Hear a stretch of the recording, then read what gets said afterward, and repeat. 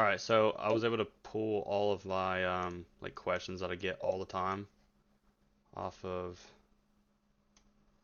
TikTok and everything, and so that's what we're gonna do. But first, we'll let you go over, like, introduce yourself, and kind of like explain everything you've done so far in the Marine Corps, that kind of thing, and then we'll move into the questions. All right. So to start off, I'm Jason. I'm a Lance Corporal in the Marine Corps. I've been in 4 years, going on five. I'm a 0311 Infantry Rifleman. The first 2 years of my contract, I served as a 8152 Security Force Marine, part of the FAST team, which is a Fleet Anti-Terrorism Security team. I've deployed to over 14 different countries to conduct humanitarian missions and personnel security, as well as QRF missions. That's pretty dope. So, like, out of all the places you went, what would have been your favorite country that you visited so far? That's a hard one. So,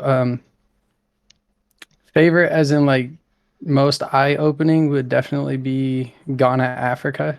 Mm, It definitely opens your eyes to what us Americans take for granted a lot. Like weekend wise and like fun time wise, I'll definitely say mainland Japan. bro, Japan would be dope as hell to go to. All right, That's what my so brother's at right now. yeah, I know that you told me about that. Um, and then like a quick brief about me because we've already done the first episode. Uh, me and him are both uh 11 Bravos. Been in for a little over a year. Um, that's pretty much it. I haven't got to do anything too exciting yet. But pretty much like with him, with Fouts, he's getting to do some cool stuff. But I'm getting ready to go through a bunch of freaking schools and everything. I start IBullock, which is weird. I'm the first enlisted man to go through an infantry basic officer course. So it's gonna be very interesting. It's gonna give me the a lot of people are like, oh, you should commission when you're finished. I'm like, I don't know about that. Kind of like the enlisted side. I don't know. I What? would rather do the schools. I'd rather do the schools than be deployed right now, honestly. Uh, I mean, like, I'd rather them just go ahead and send me to Ranger School because that's what I'm waiting on, like You right know, it's after this crazy. school. But like, I have to wait to go through this course. I don't even need it. But it's literally just for like one or two things. So What's crazy is I have some Marines in my unit that graduated Ranger School. hell yeah. All right, Are so they even allowing them? Hold on. Are they allowing them to still go to Ranger School? yeah, The Ranger Marines? School's Very for all branches. Yeah, it's just they don't send as many Marines anymore. Yeah. Yeah, because they kept graduating at the top of the class. Yeah, they Yeah, do. They usually do. there's a Cause lot of Marines that are just built different. well, the thing is about that is like we were talking to the Ranger School Commandant, and like one of the reasons is like the Army just sends so many people because we want everybody to be Ranger qualified. So even if Mhm. they don't pass our cert for pre-Ranger, they still get sent, and so they get dropped. So like the people that do pass at the top of the class that are Army are the ones that actually wanted to be there. And the Marine Corps, like I'm pretty sure you have to work super hard just to get a slot to be able to go to Ranger School. Or We have like to we got to work our butts off to even get to our advanced school. Just yeah. the basic Marine advanced infantry course. Mhm. We have to bust it to get there. Right. So I think that's like one difference uh I don't agree with is the army is a little loose when it comes to that kind of thing. I feel like you should have to work your ass off to get that tab. Um, Yeah, but some people just don't see it that way. All right, so one of the first questions that we got was ACFT. I was gonna let Fouts answer the ACFT question because kid's a freaking unit when it comes to that damn thing. And then you can go over y'all's. Does y'all's the ACFT or is like what is it called something? I know it's called something different, and you can it's just explain called CFT. CFT. Yeah. So Faust will let Faust go over it, and then you can explain how y'all do y'all's. Okay, so basically our ACFT is you got uh what are the push ups called? T push ups? Yeah, Whatever. I hate You got those. P push up. You got deadlift. You've got a sprint drag carry, a 2 mile run. Is there another one? Oh, ball throw. Yeah, and then the plank. Oh, forget the plank. That shit's too easy. Facts. Yeah, there's really so All not right. that much basically, to it. so Not that. basically with the No. plank, it's 4 minutes, I think, or that's typically what I do. But it's like 3:45 is like the top, like 100% score on it. 2 miles, 13:30. Um, Ball throw, I think is 13 feet or 13 meters, whatever this measurement is. Uh, the deadlift is 360 340. for that. Huh? It's 340. Is it 340? Yeah. Well, I always do 360, so it doesn't matter. Um, then you got push-ups is 57. Uh, and then what did I miss? Did we get all of them? I think so. Plank. Oh, so I got the plank, run, You covered everything. push-ups, deadlift. Yeah, basically, it's just as long as you're midly fit, you're fine. Pretty much.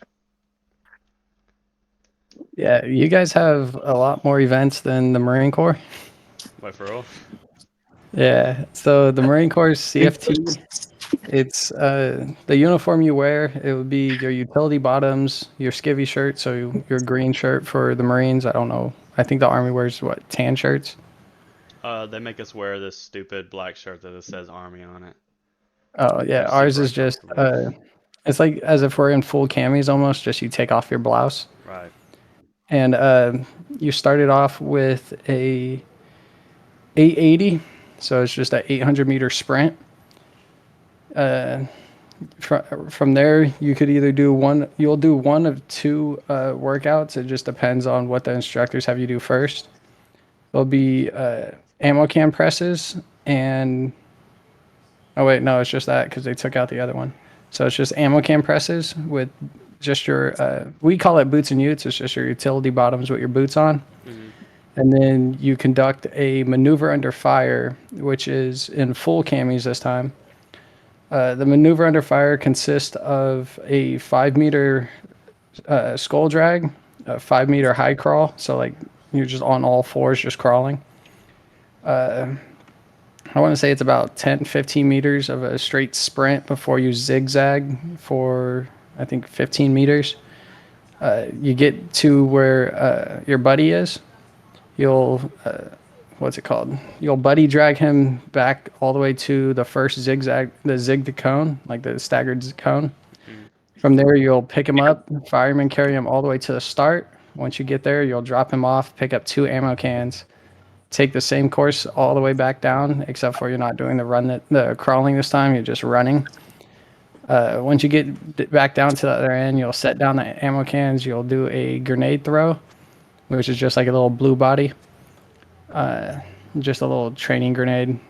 You have to throw it, and it has to land within a square. If you get a hit, it'll deduct 30 seconds. If you miss, then it will add 30 seconds to your time. After the grenade throw, immediately you'll do 5 push-ups, pick up your ammo cans, and haul it back down to the start. Most 880 times, people finish within 2-3 minutes. The ammo can presses, people usually get around 115, 120 within a certain time frame. It's like 2 minutes. And then maneuver under fire, everyone usually averages around 2 minutes to 3 minutes. It's not too But bad. yeah, that's our CFT. It's just three events. It's not deadlift or anything like that. Yeah. Bro, I honestly hate the deadlift because they're making us use those damn hex bars. And like, you can barely pick that shit up. And it's like the most rusted one. So you're like, yeah, I'm definitely getting tetanus after this. Um, but like with y'all's CFT, it actually like I wish the Army had something. Well, I mean, we do have something similar. It would be like, what is that, the HPDT thing, Fouts? What do you mean? Where they put you get in full battle rattle, and then you do the IMTs for 50 meters. And then you have to do try to get over an 8 foot wall full kit. Pull a Oh dead no, battle buddy out of a Humvee from the top with a single arm. You have to reach down and pull him out. I Uh, haven't done that yet, so I don't know. do this. We did. Yeah, and then they take like this huge water hose and they spray down this big fucking trench, and you have to drag like 230 pounds on a sled through like the mud and trench and everything. And you get to the other side, and then you do like a grenade toss, and then sandbag carries, and then 50 cal barrel.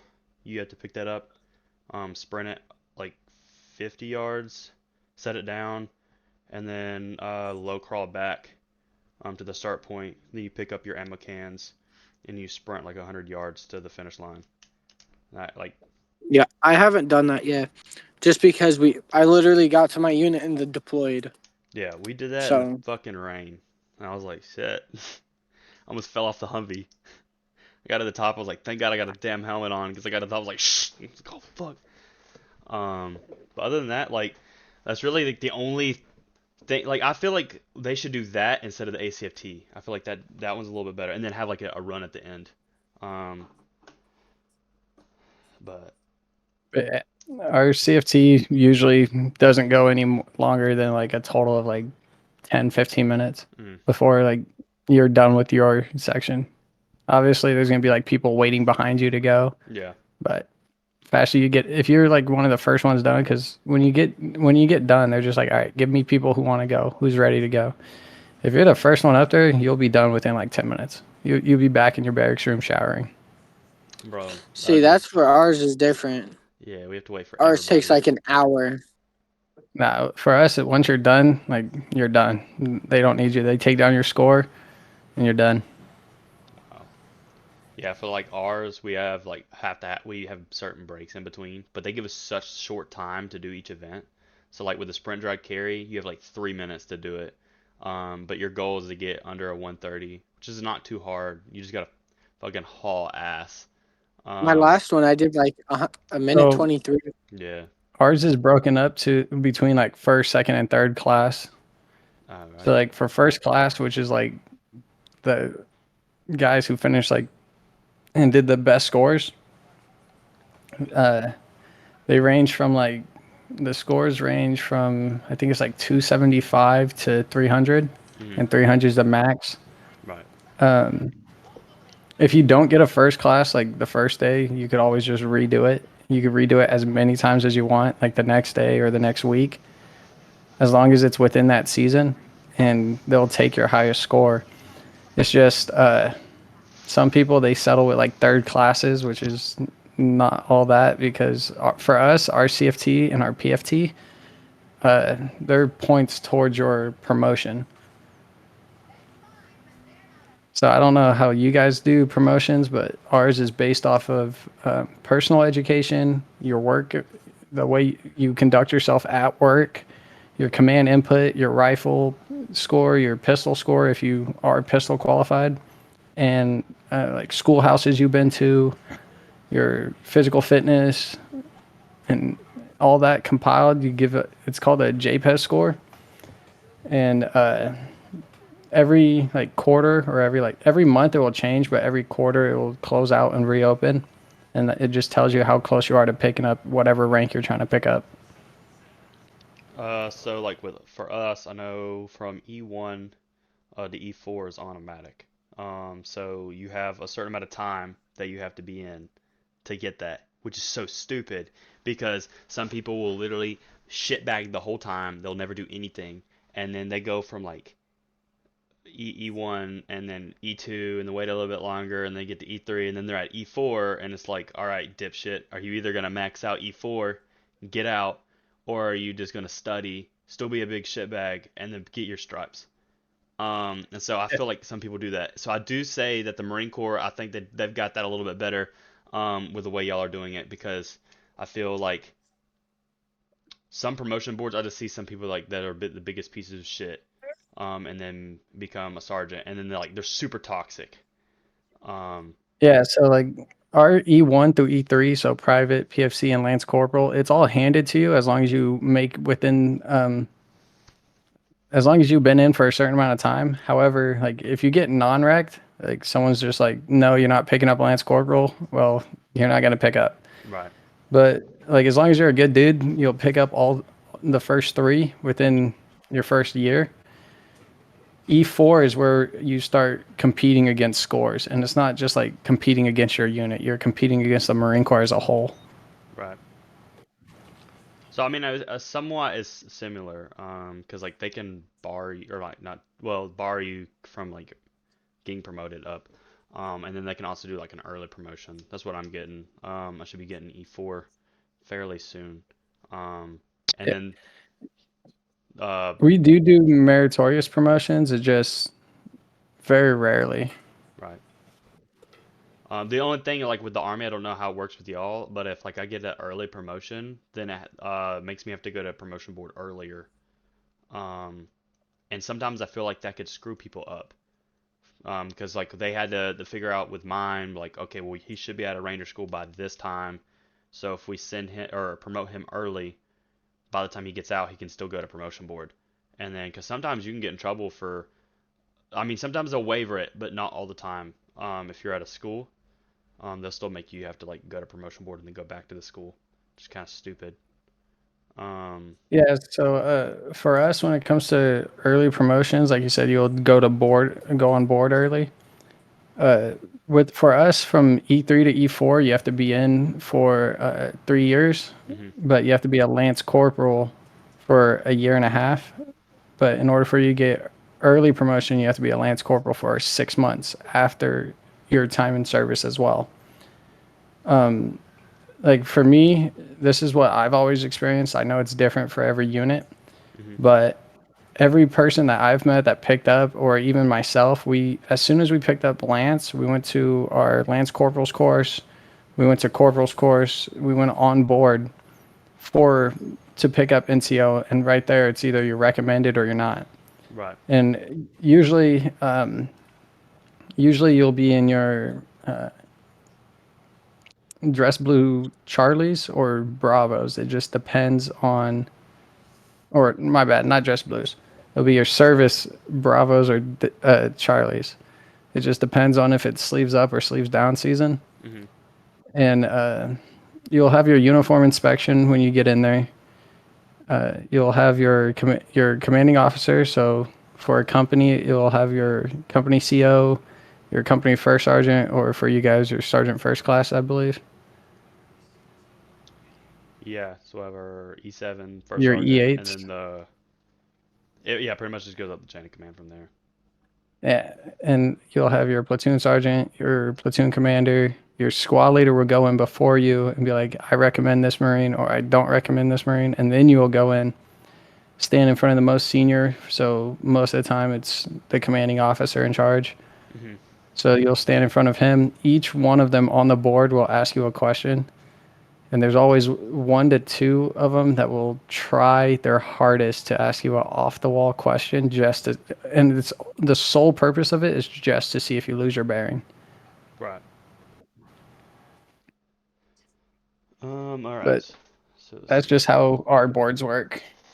Yeah, I mean, it's pretty interesting. I've talked to a few people that are in the Navy, and it's just interesting to see how, the differences for like promotion board, is. Yeah.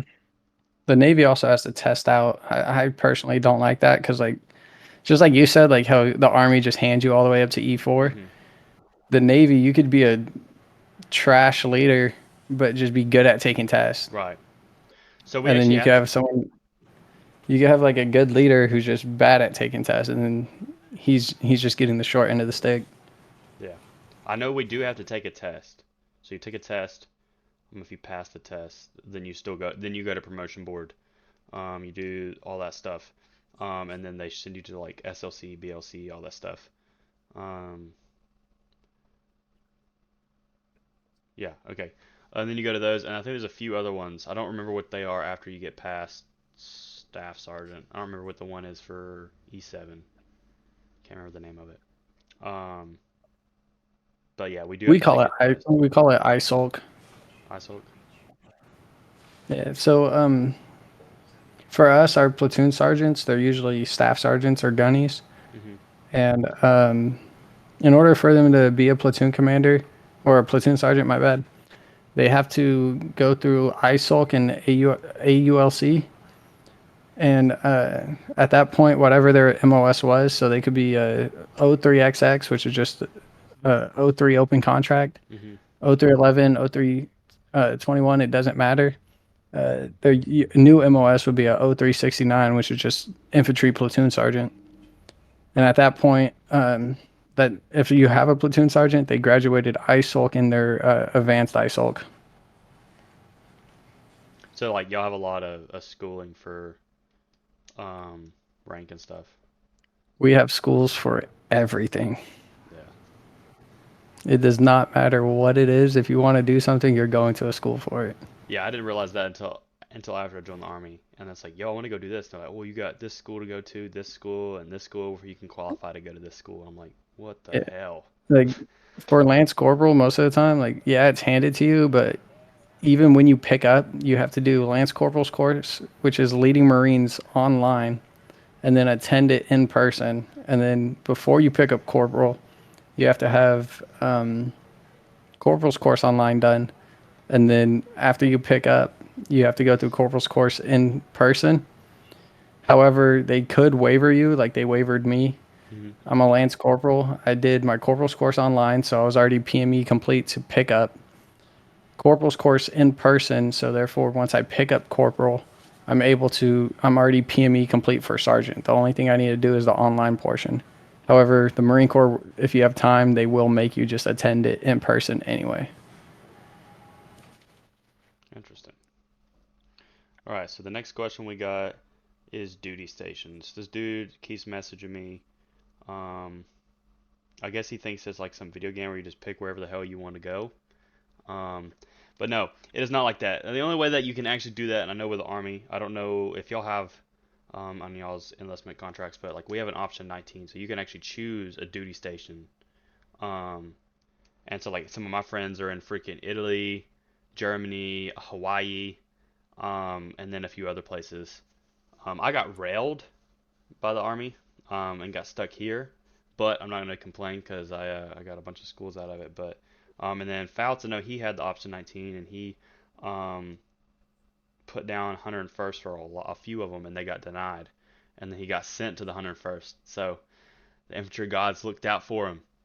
Um, but like the duty station wise, I know for us it's pretty much whatever the Army needs, and I'm pretty sure in the Marine Corps do y'all get to like write down like where you'd like to go or or is it? So for the Marine Corps, they'll ask you for your top three preference.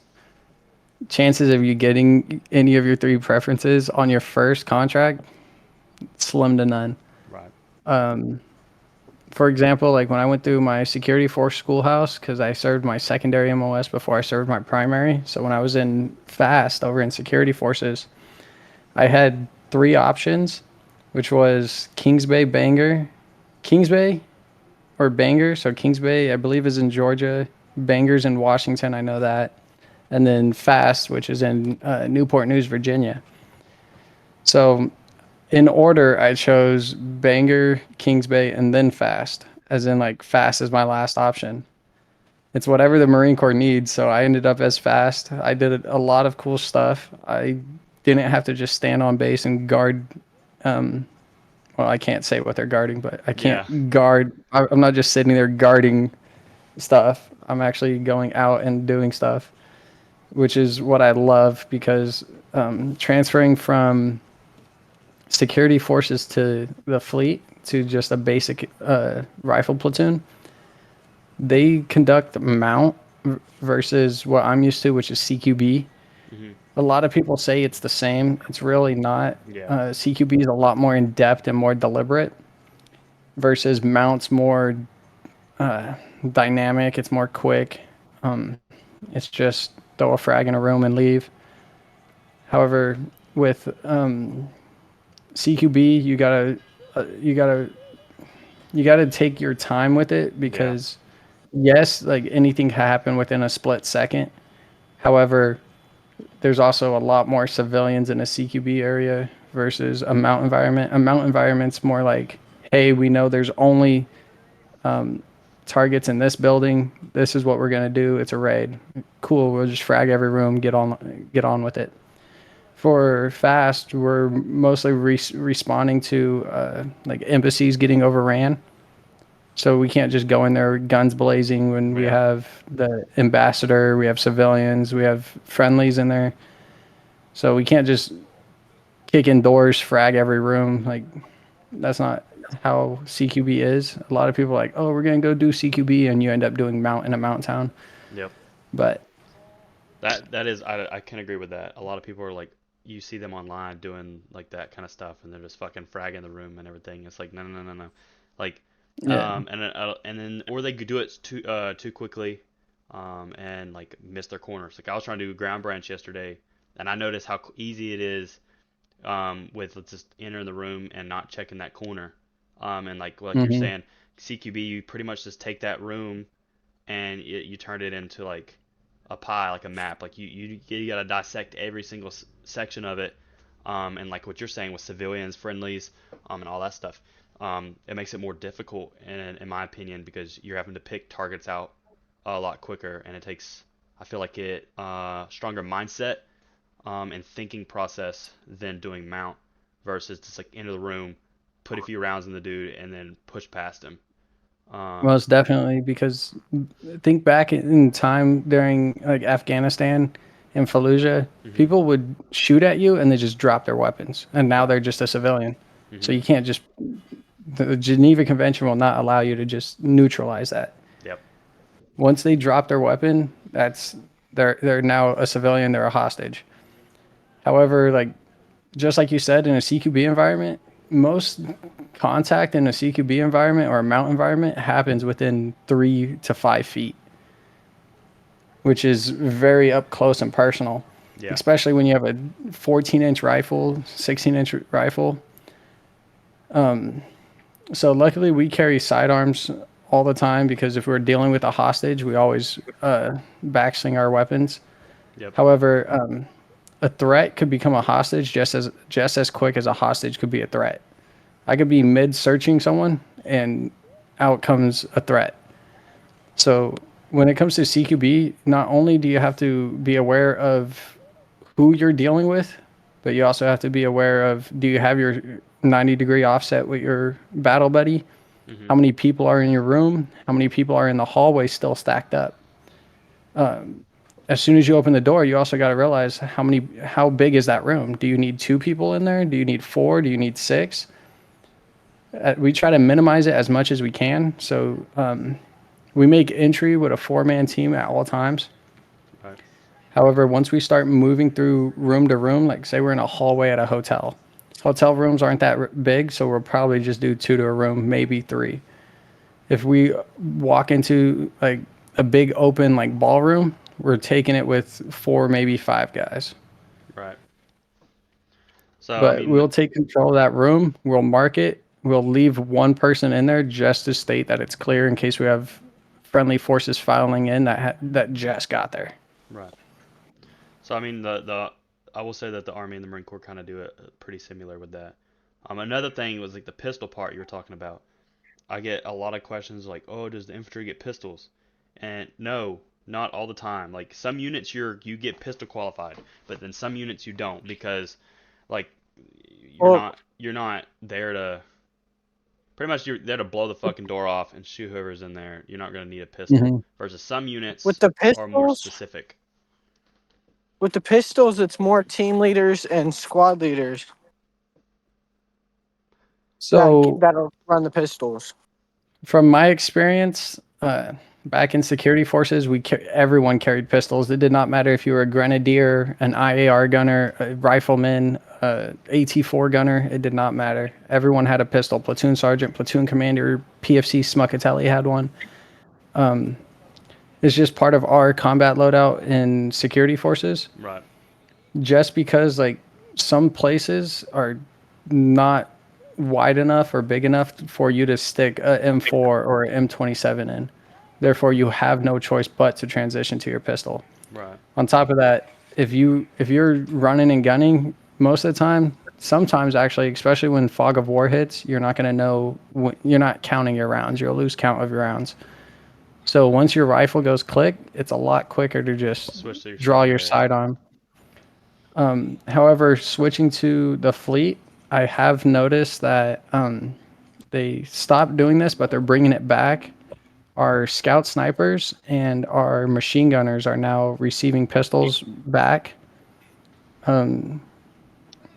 mainly because they need like their machine gunner, like the actual gunner behind the 240.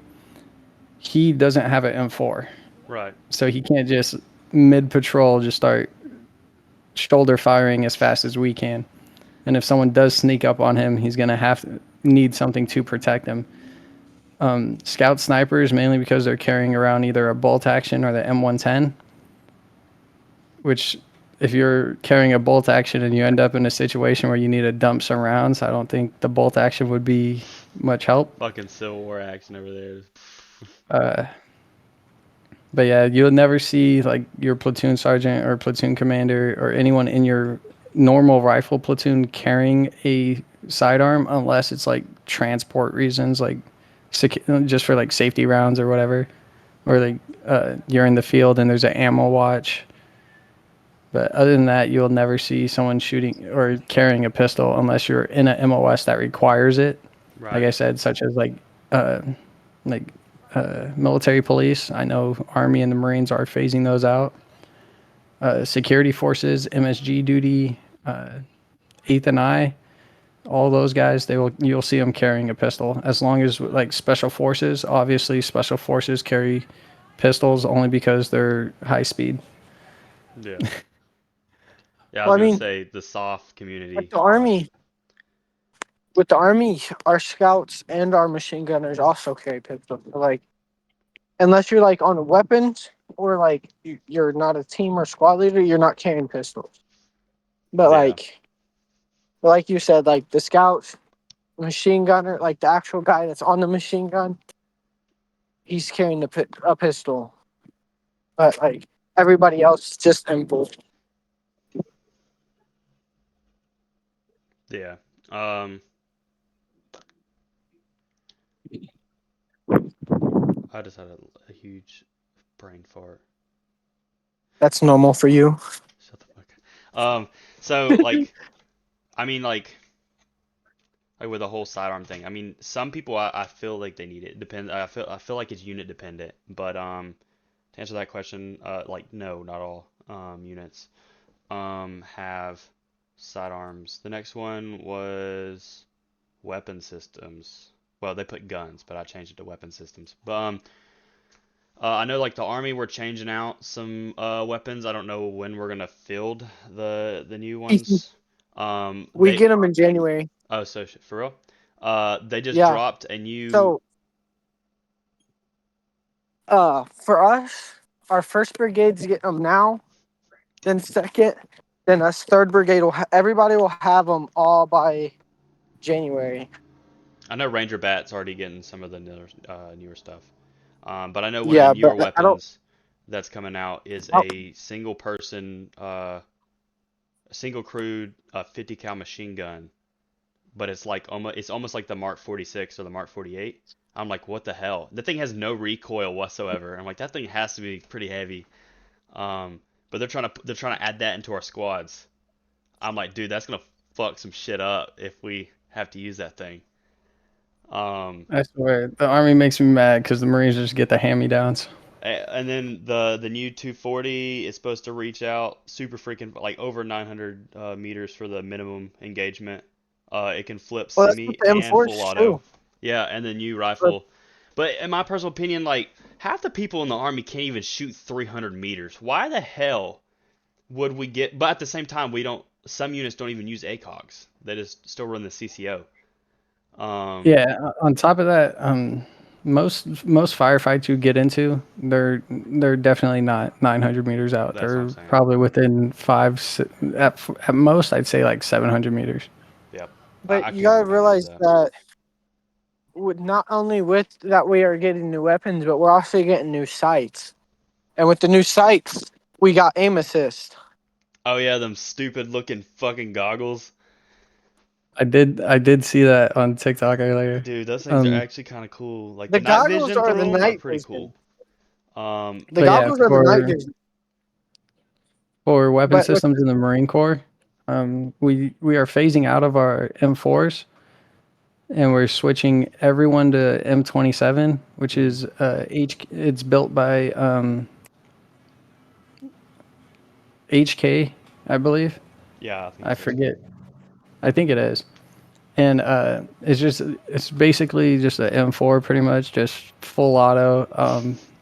It has a free floating rail system, so that way whenever you go to like barricade yourself on like a wall or something, you're not having that barrel flex because it hmm doesn't touch the barrel itself. We switched our pistols from the M9 Beretta to the SIG M18, or for civilians, it'll be the SIG P320. If you're a breacher, you would carry the M500 shotgun. It's a Mossberg. MPs, you'll usually see them carrying either an M4 with a SIG or a Benelli M4 with a SIG, which is just a semi-auto shotgun instead of having to do the whole pump action. For our machine gun section, they have the 240 Bravo and the M1A1 50 cal. Our scouts, they have a variety of weapon systems. I can't even tell you all of them. I know the fleet is trying to send guys to my old DM school, designated marksman schoolhouse, to utilize the M110 because they're trying to put DMs back into the infantry fleet since everyone now has an M27 point range is a 600 meters, and we all have a 1 to 8 times optic. However, DM school, you work with a M110, which is 1 to 12 times, or no, correct, my bad. It's 5 to 18 times. And you also work with spotting, so you get taught by the actual scouts. It's just you're more of a defensive scout sniper in a way. So they're trying to utilize that so that way they could start implementing M110s into the line platoons. So that way we're able to engage without having to call for scouts because scouts are usually busy just doing recon. They're not always just out there sniping someone.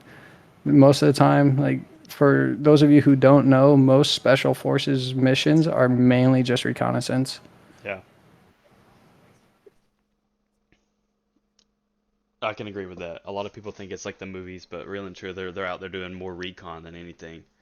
Hmm. I mean that's one like the Ranger Regiment literally has a company just for reconnaissance. And those Yeah, dudes are like badass. we got an entire MOS for reconnaissance. It's literally called recon. hmm However, select few of them go force recon, which is just it's like MARSOC just in a reconnaissance form. But like even like MARSOC, SEAL Team 6, Force Recon, Green Berets. I worked with Green Berets on one of my missions. As long as with the SEAL Team 4, most of the time they said like majority of the time they're just sitting there doing reconnaissance. hmm Like very like yeah, obviously they've been in like a combat environment and had to drop some people. However, majority of it is just reconnaissance.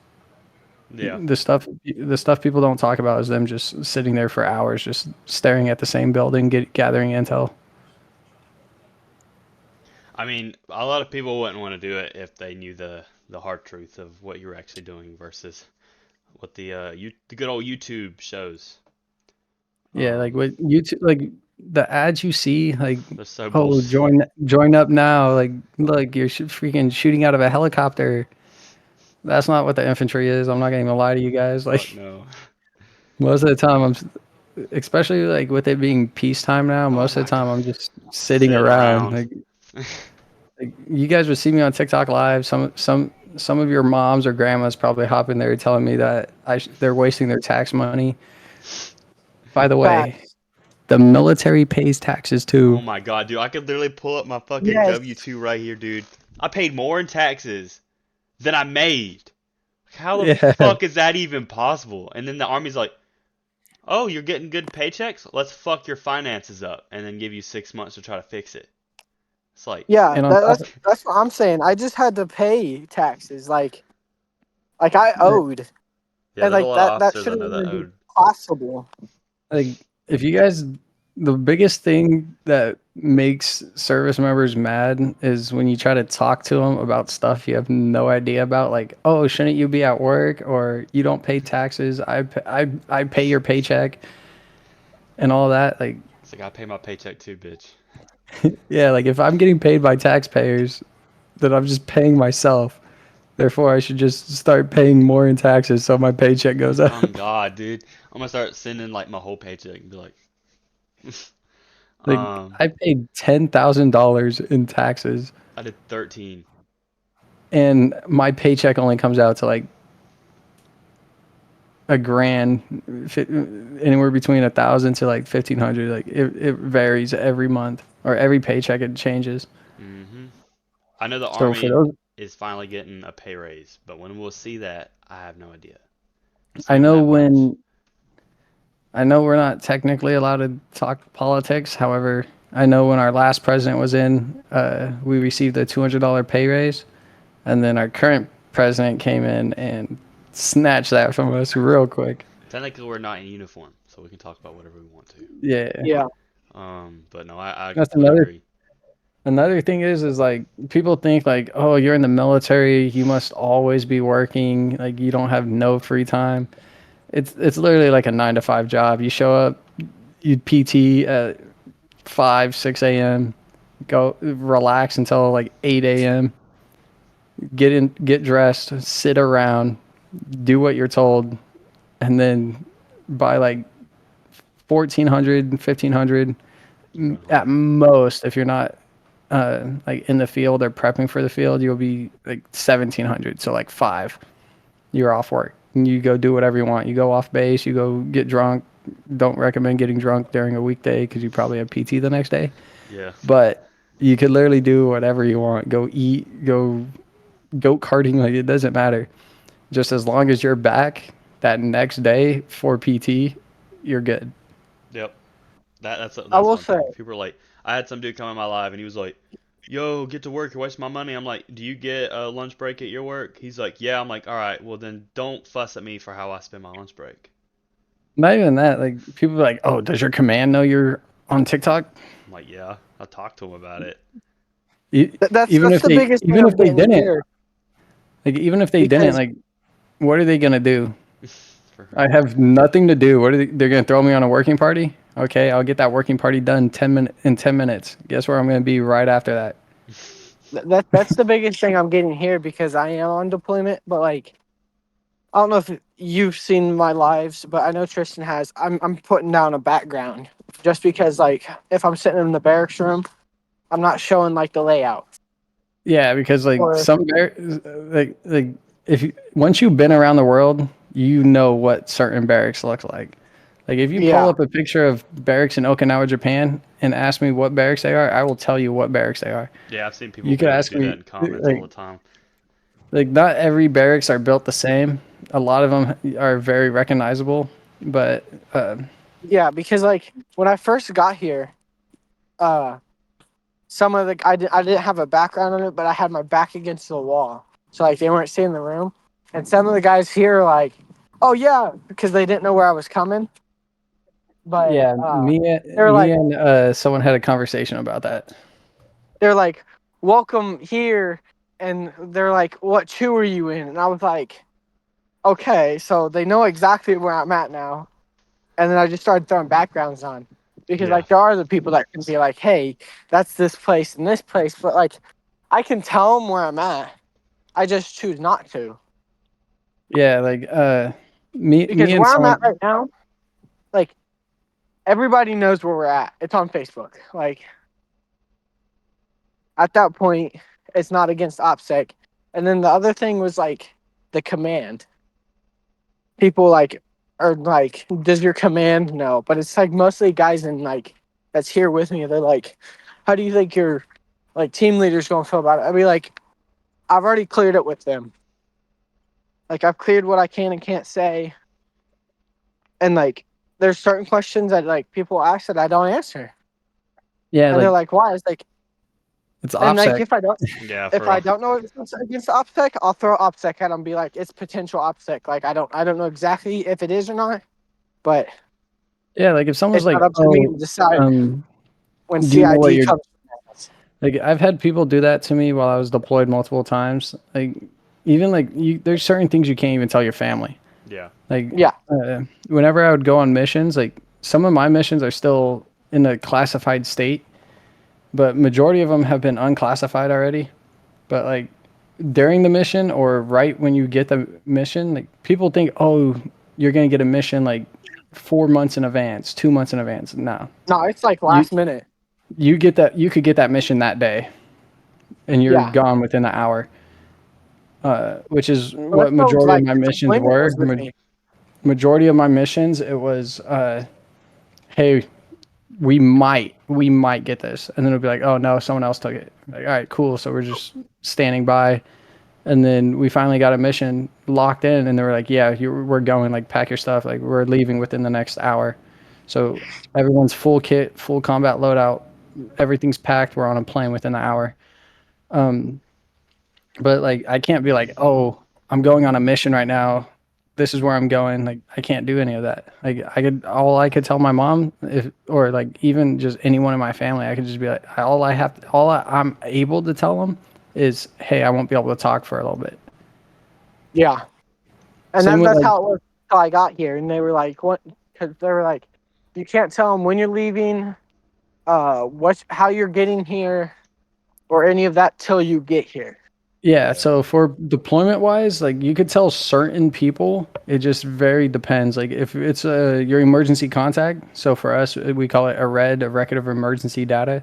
If it's like your beneficiary, your next of kin, like whatever you have on paper that is your next of kin, you could tell them, hey, I'm deploying within this month. You can't tell them a specific date. You can only tell them a time frame. You can't tell them the location, but once you get to your location, you're able to tell them, hey, I made it to my deployment. They'll probably ask like, oh, where'd you deploy to? Just because they're like concerned. At that point, like it's not a violation of OPSEC because you're already there. Now, Yeah, same with like returning. You can't tell them when you're coming back. You can't tell them what layovers you have, just because you don't know who's listening. Like, if a foreign country is listening and you're like, oh, I'm in the freaking Washington D.C. at the White House. Well, Control Delete. Like, OPSEC is a very important thing. A lot of people don't understand it. It's not like we're trying to be rude to you guys. Like, if we tell you, oh, I don't want to talk about it, or hey, I can't talk about it, that's not us just being like rude. That's just us legally saying that we Yeah. cannot talk about it.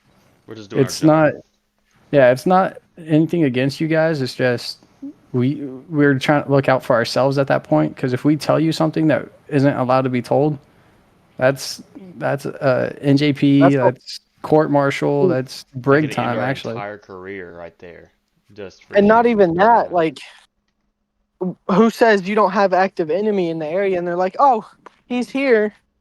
Let's go Exactly. like bomb the We shit don't out of him. like we don't know who's listening. We like a lot of the times, like those of you who don't know, in the Middle East, the Middle Easterners, they tap comms all the time. Yeah. They're constantly trying to run through your computers or pulling IP addresses. When I was in the Middle East over in Bahrain for a majority of it, we were bouncing around locations. Like we went to Pakistan, we've been to Israel, Oman, Yemen, Sudan. We've been all over the place in the Middle East, but we always kept a counterintelligence guy with us to track and to counteract any incoming or possible incoming threats, Hmm. as well as a Drake system, which is a like a jammer in a way. Yeah. The Drake system, it could jam cell phones, it could jam IED devices, like as long as it's obviously signal related. So anything that gives off a signal, so drones, remote controls. Like if you're within a certain radius that we programmed it to, you will not be able to enter. And if you do, it will ping off your location. I think we use something similar. I don't know if it's called the Drake system or not, but we use something similar to like the jamming system. Um, Yeah, it's just like a big backpack that usually your radio operator carries around. yeah. I mean, it's a lot of people don't realize it, but that is a need big time because if you get your shit jammed and you can't get your comms out, that could be life or death for you and your whole fucking squad, fire team, or whatever it is right there.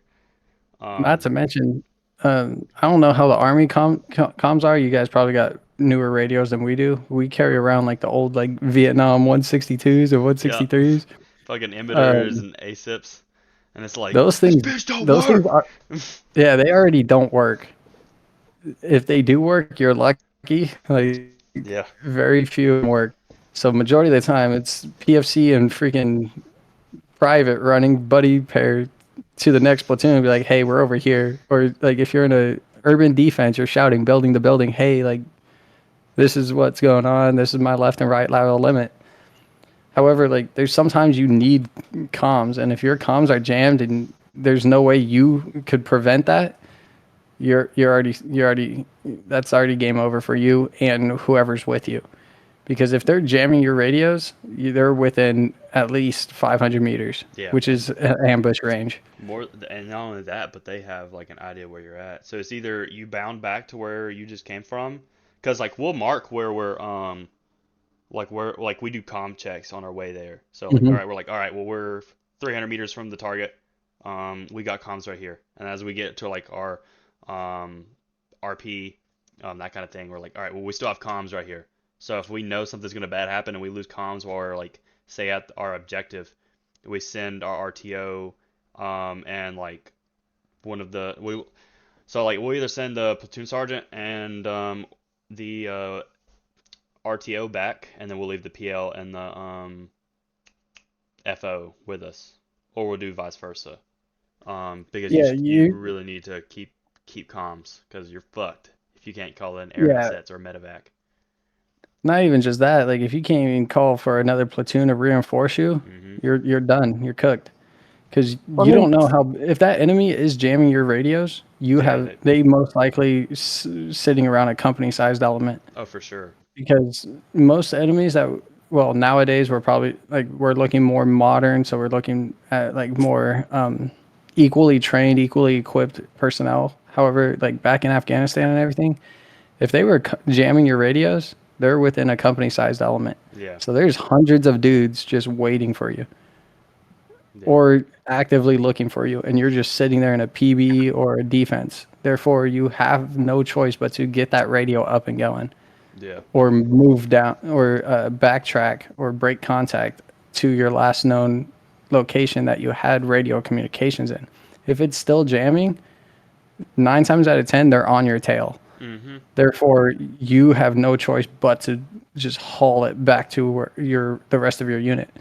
Because I don't know how the Army fights. I know the Marine Corps fight. We fight 3-to-1 odds. So if Yeah, it's that's what we do. one person, yeah, if it's one person, we have a 4-man fire team on them. If it's a Yeah. squad, we have a platoon. Yeah, that's how we fight. I that's feel what like we were just sometimes we going don't over. feel like we don't fight like that though. Sometimes it's like, yeah, we can take them. But Um, yeah, sometimes it's obviously like situation dictates. Like if you're just on like a normal like patrol and you just get ambushed by a platoon size element, well, that's gonna suck. shit happens. But But majority of the time, like we will know like, oh, there's enemy in the area. Like they're constantly doing patrols. So you're not just gonna send out like a buddy pair patrol or a fire team yeah, patrol. You'll send out a squad, maybe two, with radio assets or at least some sort of communication, whether it's a white star cluster, smoke, green star cluster, white star, green star parachute. Uh, it Well, doesn't do it you doesn't guys matter. have do you guys have buzz saws, or do you Yes, guys we use those? we make personal buzzsaws. However, if you're on a patrol, you're most likely a click or so away from your defense, or like a couple 100 meters. So you got to pop something in the air. We Yeah. usually use white star clusters. So Yeah, it's that's what just like we a little use. silver tube, and you just smack it up into the air. So like with because right now I'm one of the team leaders for like a weapon squad and everything, which I finally got moved off of it. I want the saw back, but they won't let me have it back. Um, but what we'll do is we'll radio it. We're like, so say if we're doing like a shift fire or we need like reinforcements, we'll be like, Hmm. hey, shift fire or lift fire, or hey, we need reinforcements. We give them the grid, and then right after they confirm it, blow the fucking whistle, pop a cluster. Not only because like some other people may not got that on the radio, because even like putting like the long antenna, that big ass metal rod up there, those things still don't work. Um, Hmm. and that's one thing. Like if I could say that the army needs to fix anything, or the military in general, give us some better radios, because communication is the 100 like it's the biggest key in winning a firefight. Because like you can give us the shittiest weapons and we can make do, but without communications, you can't do much. Not even that. It's not even just like an open field firefight or in the jungle. Like even within like a CQB environment, communication is key because Hmm. you could be sucked into your sector, which is not good to go, by the way. No. Or just like you could be handling a occupant or like a civilian, or like for example, we uh, usually we take two sides of the room. Hmm. So one guy would go left, one guy would go right. Right. So he sees stuff that you can't see. You see stuff he can't see because there's furniture, there's maybe a doorway or We got a lot of dead whatever it space. is. So not only that, like you're also working with adjoining units in a different building. So you got to know where they're at, so that way your geometries of fire aren't just all over the place. I feel like we definitely lost track of the question. Yeah, we went from weapon systems to talking about. I mean, it's not a bad conversation. Um, It's not. It's just I don't know why that popped into my head. I was like, uh, I totally forgot the question though. I did too. I think we were talking about weapon systems. I mean, technically, we've been talking about weapon systems the whole time. So That is true because technically your comms are one of the biggest weapon systems yeah. due to the sole fact that you have air assets, RD assets. You could call up the scouts. You could call up any soft team. You could call up air support. Like the list goes on what you could use comms for. All right, so we're gonna do two more questions and then we'll end it because we're coming about that hour range. Um, we're gonna do bonuses and then end it with problems that the military has that we feel like we should change. And I know that probably could take a while because there's a lot of problems. Because I can see both of y'all smiling right now when I said that. Um, so we're gonna start with bonuses. I get a lot of questions about how do the bonuses work. I know with the Marine Corps, y'all don't get enlistment bonuses. I know one of my friends got a MOS bonus. I'm not sure how it works with that. Like we get bonuses depending on year and MOS. And then after that's where they get you. It's pretty much a scam to get you to enlist because then they're like, oh, we don't have to give you that. We need this paper, and you turn it in like, oh, you did this wrong. So, like, I'm still waiting on my bonus. I'm gonna go freaking attack the finance center if they don't give it to me. But I don't know how the bonuses work for y'all in the Marine Corps. Um, So for the Marine Corps, like I have a couple buddies who joined the Army as 11 Bravos, and they got like $40,000 sign-on bonus. You don't get a sign-on bonus. You do get like re-enlistment bonuses depending on your MOS. mhm. So as of right now, if you sign a 4-year re-enlistment package for just a basic 0311 just to stay within your MOS field, your bonus will be 27,000. However, it's not like 27,000. Like here you go. Like here's your 27,000. Yeah, it's broken. No, they break it up within your paycheck, and that it's not gonna be like, oh, it's broken up within like a year paycheck, so my paycheck's probably looking like 5 grand. No, they break it up all the way through your reenlistment package. So like, say That you signed that's in how another ours 5 years.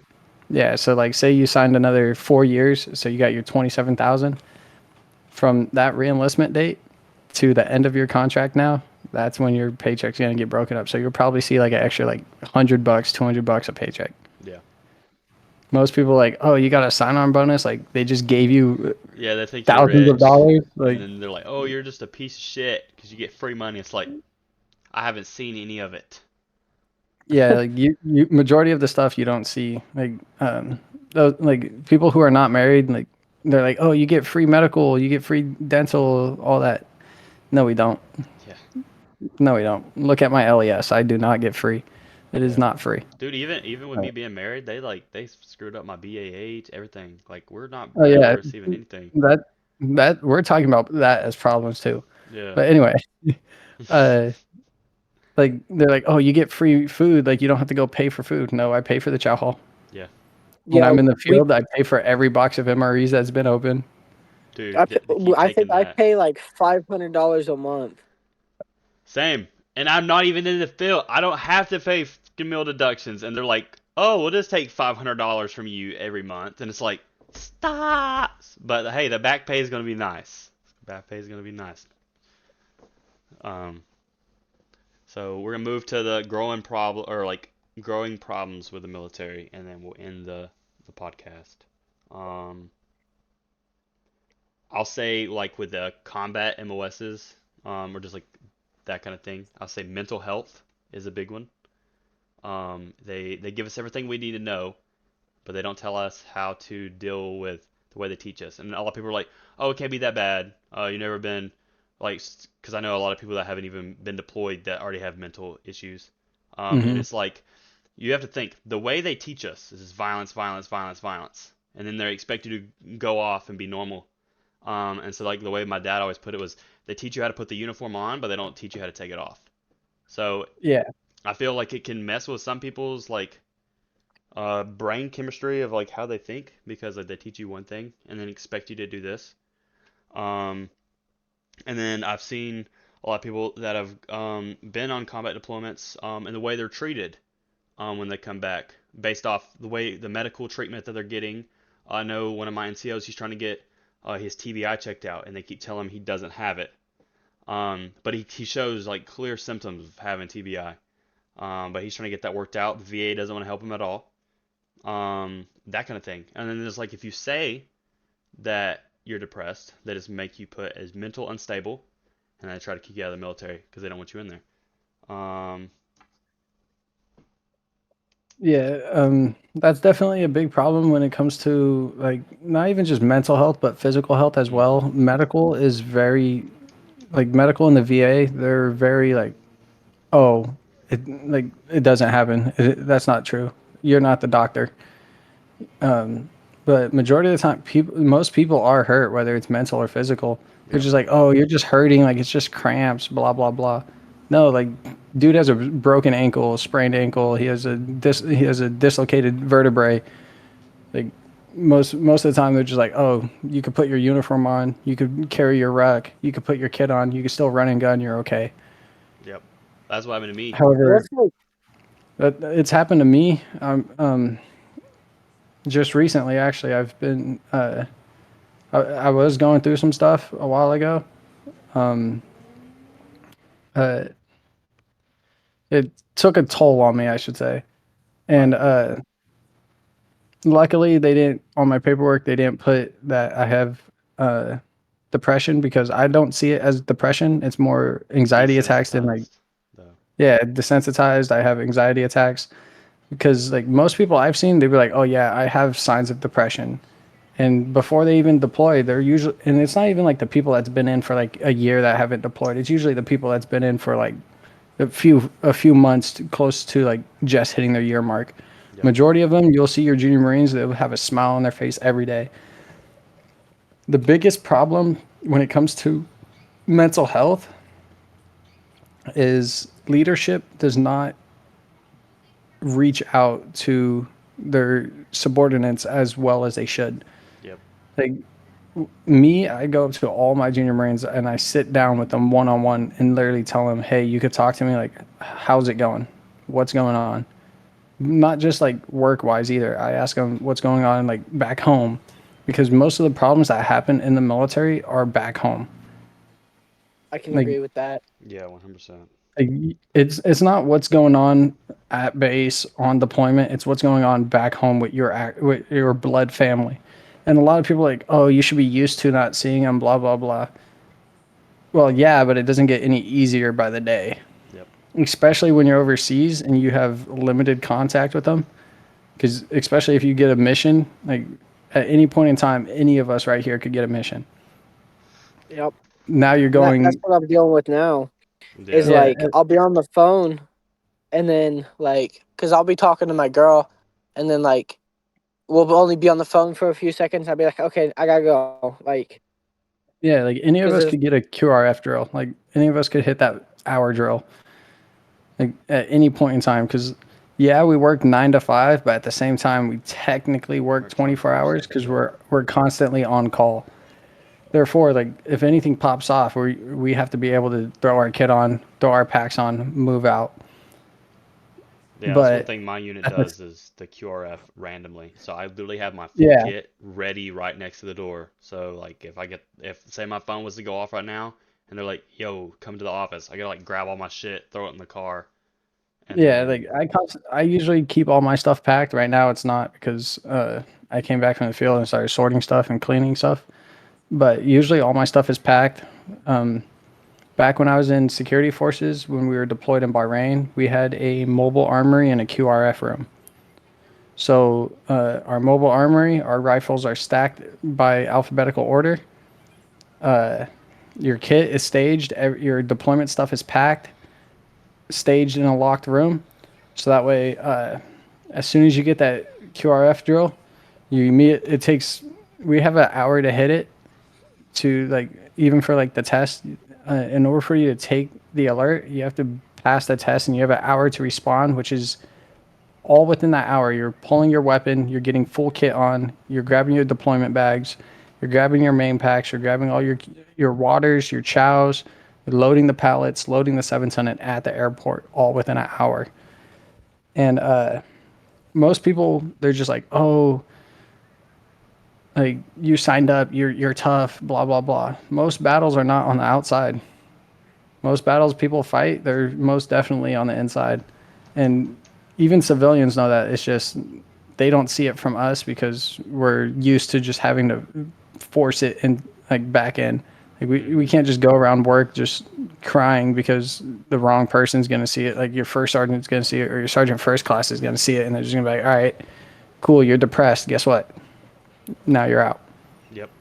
You No gotta put VA that mask benefits. on. or they look at you, or they look at you and be like, get over it. Yep. Like Yeah. Like that's another thing that's a big issue with leadership is the whole open door policy. Yeah, that's such a yeah. That yeah. is the biggest lie I I see have so many ever been people told. go in there and be like, I smoked weed," and they're like, "Oh, all right, we'll get you the You're help," and then gone. it's like, "Well, now they're at rehab, and then they got their papers and they're getting out pretty soon." So, Yeah. yeah, Um, I am lucky to say this first sergeant that I have as of now is the best leadership I've had for a while because his open door policy is literally an open door policy. Like I could skip full chain of command and walk into his office, tell him what needs to be said, and walk out, and that'll be the end of it. There would be no platoon sergeant coming at me. There would be no squad leader coming at me saying, "Oh, you skipped chain of command." Well, like for all you junior enlisted that's like scared to go up to like chain of command and like skip chain of command, the only way to skip chain of command without getting it bitten in the ass is like say you have an issue with your squad leader and you can't trust your squad leader, then you're able to go straight to a platoon sergeant. yeah, If you can't trust them, then you go to higher. However, with certain things, like it all depends on the situation. Like if it's just, oh, I got a ticket, you're not just gonna go straight to first sergeant, or oh, me and him got in a fist fight, you're not gonna go to first sergeant. Like yeah, if you got in trouble over the weekend, you're gonna go to your team leader. If you're a team leader, you're gonna go to your squad leader. We try to handle stuff as best we can at the lowest level, but there's some times that you have no choice but to go and skip chain of command. yeah. I can agree with that.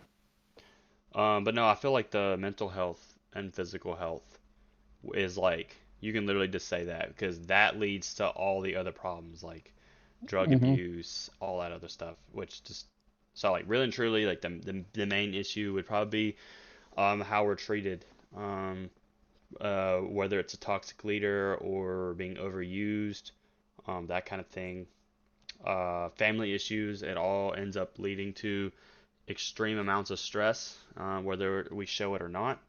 And then just, I feel like that one is probably the biggest leading for growing problems in the military, other than I got other things.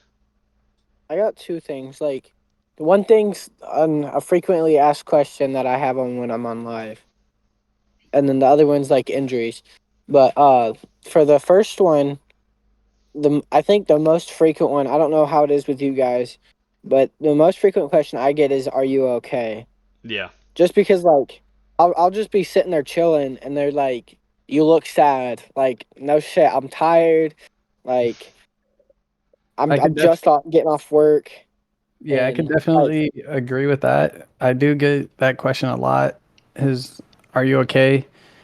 Yes, we are okay.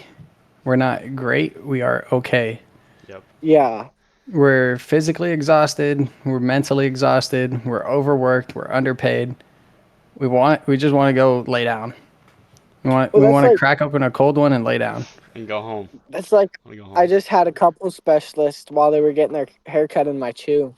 They were like, "Why are you?" They're like, "Why do you go live?" I was like, "Well, when I get paid only this much every paycheck, and like back in the like, because back in the rear, they're like, I got paid, and then like 4 days later, I had no money left just from bills." And they're Yeah, like, "There's no way that you need to that you're paying that much in bills already, and it's only 4 days after getting paid." And I was like, "I've set up all my bills to where it comes out within those first 4 days, so I know how much I have left." It's not even just that. Like I do it like yeah, it's a little bit of extra money, but I mainly do it because it's pretty much like my therapy, my coping yeah, mechanism for stuff. Because yep. like I can pretty much say whatever I want. There's certain words I can't say, so be it. I feel that. But like it's somewhere I could vent and not have any consequences to. Because like if someone's like, "Oh, suck it up," guess what? I have moderators. They're just gonna boot you out the live. I'm gonna still vent. Exactly. Yeah, Like And I definitely I'll say feel that that. me and Tristan both have one moderator that jumps between both of ours, and she's I think we pretty all have good. the same. Yeah, Yeah, we I think do. we all have the same Is moderator. Sassy? Yeah, um, yeah, Is Sassy in yours too, little one? yeah. She was my first Yeah. moderator. it all started because That's I what I'm wore a saying. freaking UGA shirt on one of my lives, and then people were just in there shitting on me. I'm like, bro, shut up. And then she was like, I go to Georgia. I'm like, cool. And then I I think we were playing Hell Let Loose or something. And I then literally just started live streaming, and she just hopped in, and she was like, "Can I be a mod?" I was like, "I don't have any, so sure." yeah, that's what she was like my first mod. Um, No, I went live just to prove one of Tristan's friends wrong, just because he was like, yeah, "Yeah, I did it in a week. my friend was like, I yeah, I did it can in grow eight my. hours." He's like, I can grow my shit in a week. And I'm like, Fouts, I got you, bro. I hooked him up, told him how to do it, and literally the next morning he goes, I can go live. I was like, holy shit. He already I grew could his get following like almost 1,000 overnight.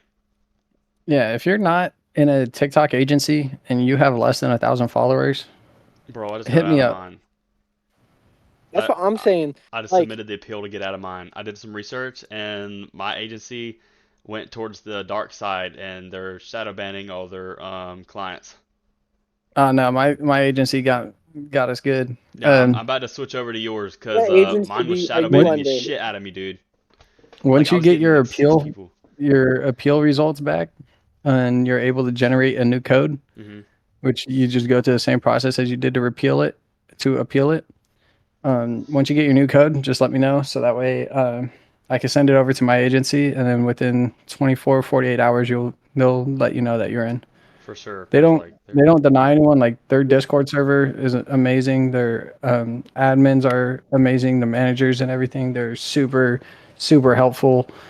They constantly give you advice on like how to grow your account, and they support you throughout the whole thing. If you're banned for unjustifiable reason, like if they're like, oh, it's hate speech and it wasn't actually hate speech, Hmm. then they'll get you unbanned. They could unban your supporters. Uh, like the list goes on what agencies can do for you guys. Yeah. But another See, big my biggest issue with the agencies is I've been in two already. So I'm with one, but one I was already in there.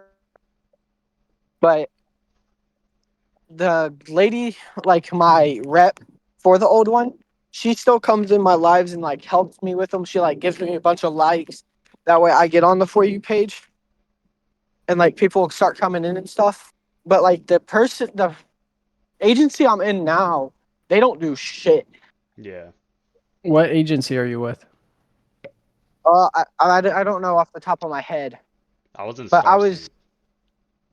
huh? I was in Star Sync. They helped me out a little bit in the beginning, and then after that, they just like disappeared. And then after that, like my freaking lives were going like two, three, 400 plus people. Like you know, I found some of them, they get freaking like super crazy. And then now they just went, Mm-hmm. and I'm like, Well, what the my hell? first one was Dreamlight, I think.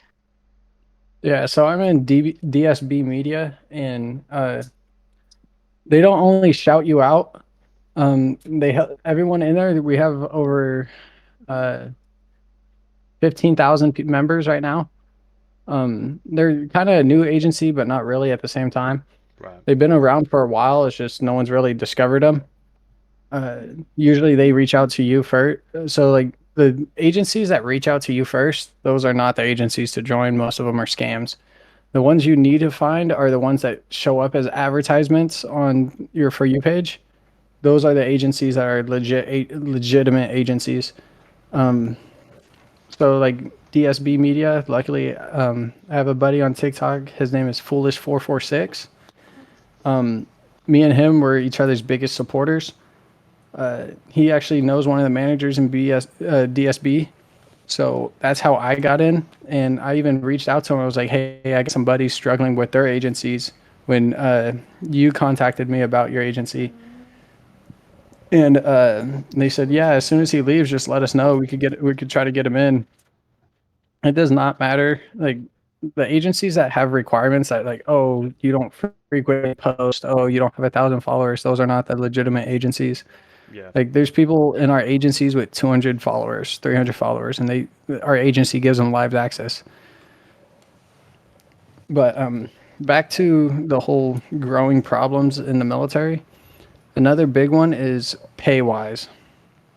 We A lot of the times, like my buddies who have got a BAH, whole court game going. like my buddies who have Yeah. BAH, they get their BAH Why? taken I don't like know. randomly for no reason whatsoever. Yeah. Paychecks come late sometimes, or they try to stack your I'll be paycheck, in but there you in a only second. get paid once a month. Like pay in the military is not what people think. They're like, oh, you're in the military, you get the money, blah blah blah. I'm making maybe 12,000 a month, like 12, 15,000 a year. Yeah. Like, I'm getting paid like 1,000, 2,000 a month, so it's probably looking around like the 20,000s, mid 20,000s a year. It's a lot of how we save it, but at the same time, like we have so much crap, and then like the funding for the military is ass. So like if you want to go to school, you have to pay for everything. Not even just that. Like when it comes to uniform wise, like I don't know how the army does it, but the Marines we get a uniform allowance every year, Yeah, we do. but Yeah, no. it's only like $200-300. Did we Yeah. get What am I that? gonna do? Go Because tailor my service outfit? yeah, Like your your uniform allowance, your paycheck, like majority of your paycheck is a set of camis. Literally. Because the yeah. Like, boots are like over 100.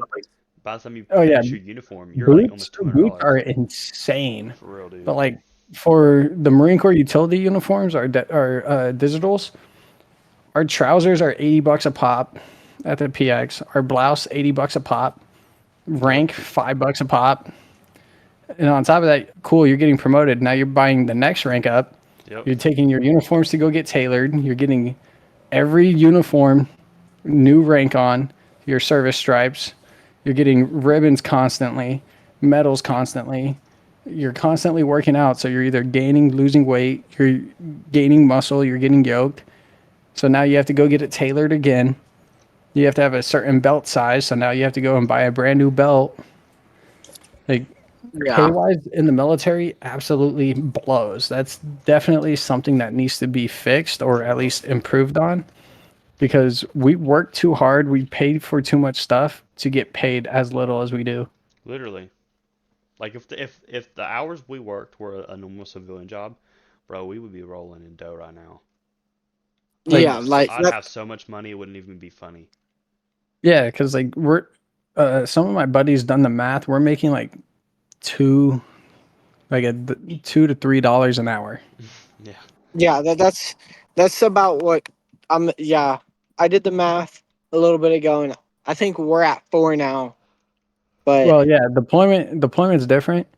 Um, I don't know if you've been deployed. I know you're currently deployed, but while you're deployed, if you're married, you'll get like separation pay. You'll still receive your BAH.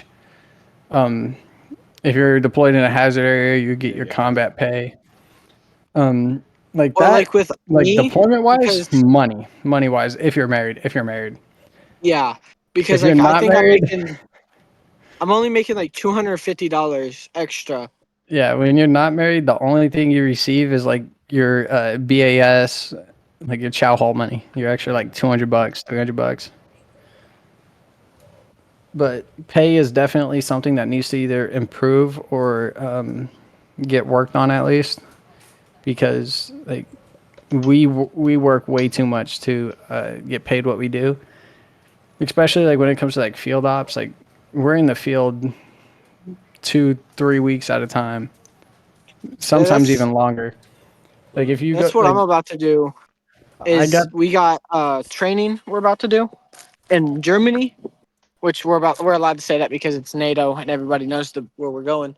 But we're about to be there for I think 3 weeks, yeah and I'm not like gonna be I able to talk to anybody that whole time yeah like I got because lucky. I got to attend the Army's I want to say it's ROTC, your guys' training field op in Louisiana.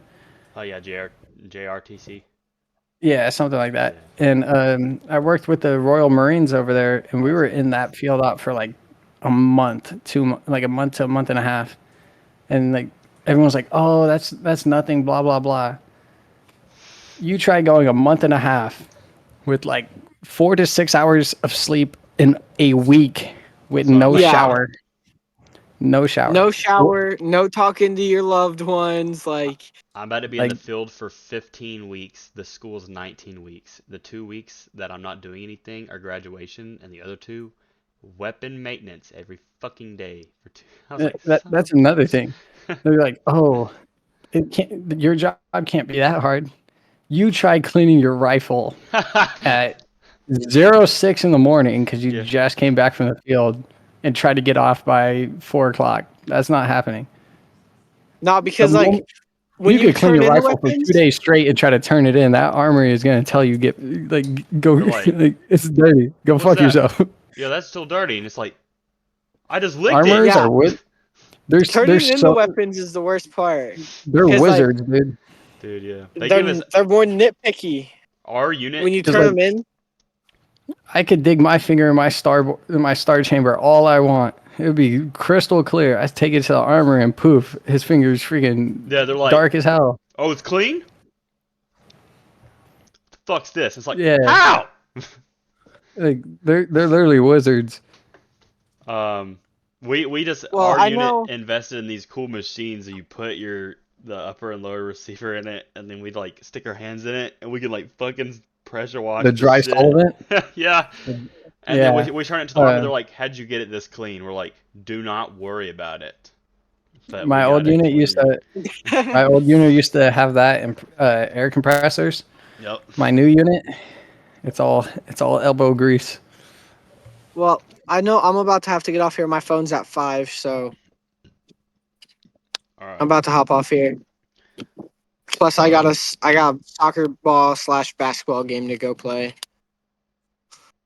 You see, guys, for all of you guys who think that we can't have fun, Yeah, But in my defense, it's already 10 o'clock at night. Oh, that's true. Oh yeah. Yeah. I keep forgetting you're deployed, even though I just Yeah, said you're I'm deployed. sitting here. I'm like, man, it's dark as hell where he's at, and I'm like, oh yeah, he's not in America. Yeah, I was But gonna say like he's that's the not on other the West thing. Coast. But on the other thing, like I was I was just at Campbell, and it was sitting there not a nice 90 degrees. Got over here and it's 20 degrees snowing, and I'm like, fuck this shit.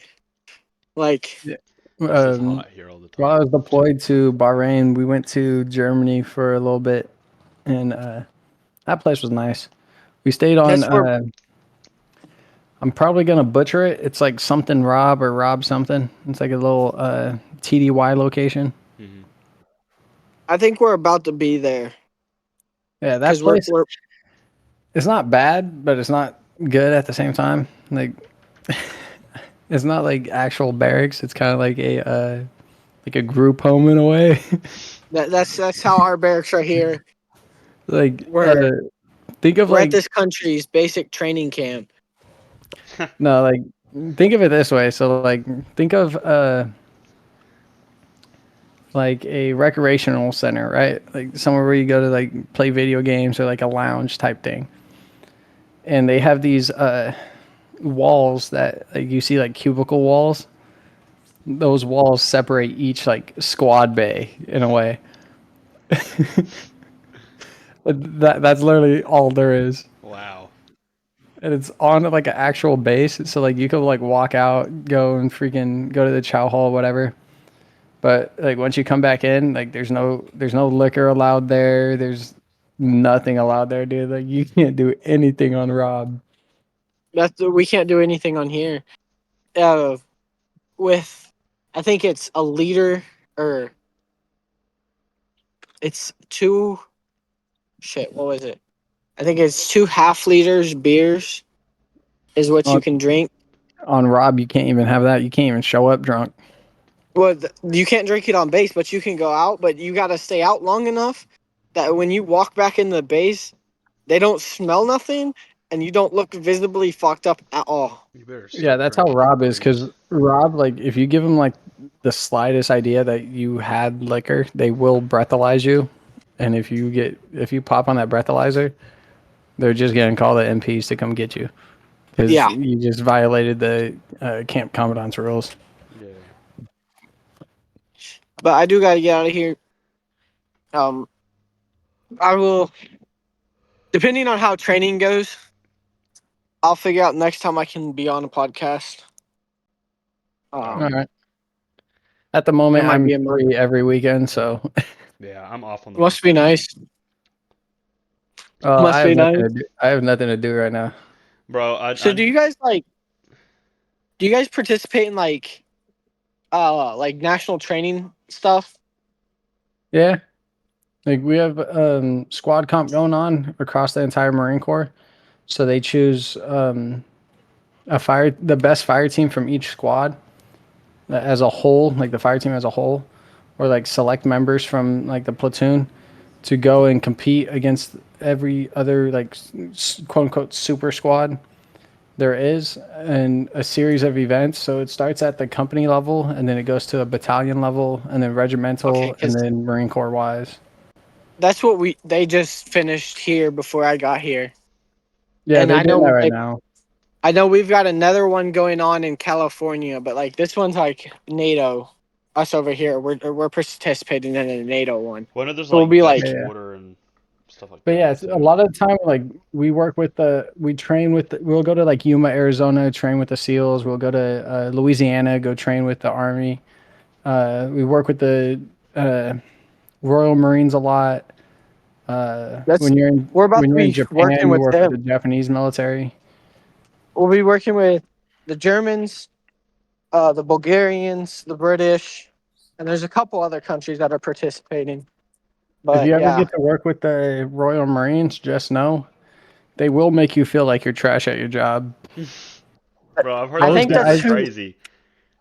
oh my, we're about to be playing with in My friend Germany. got back from JRTC and he was like, they were with the Royal Marines. And he goes, dude, I felt like I was like, He goes, I didn't even feel like an infantryman at the end of that. He goes, I felt like we went I, and played airsoft. I'm like, yeah, that's funny. so when I went to JRTC, um, with the Royal Hey, Marines, they had a squad of Royal Marines.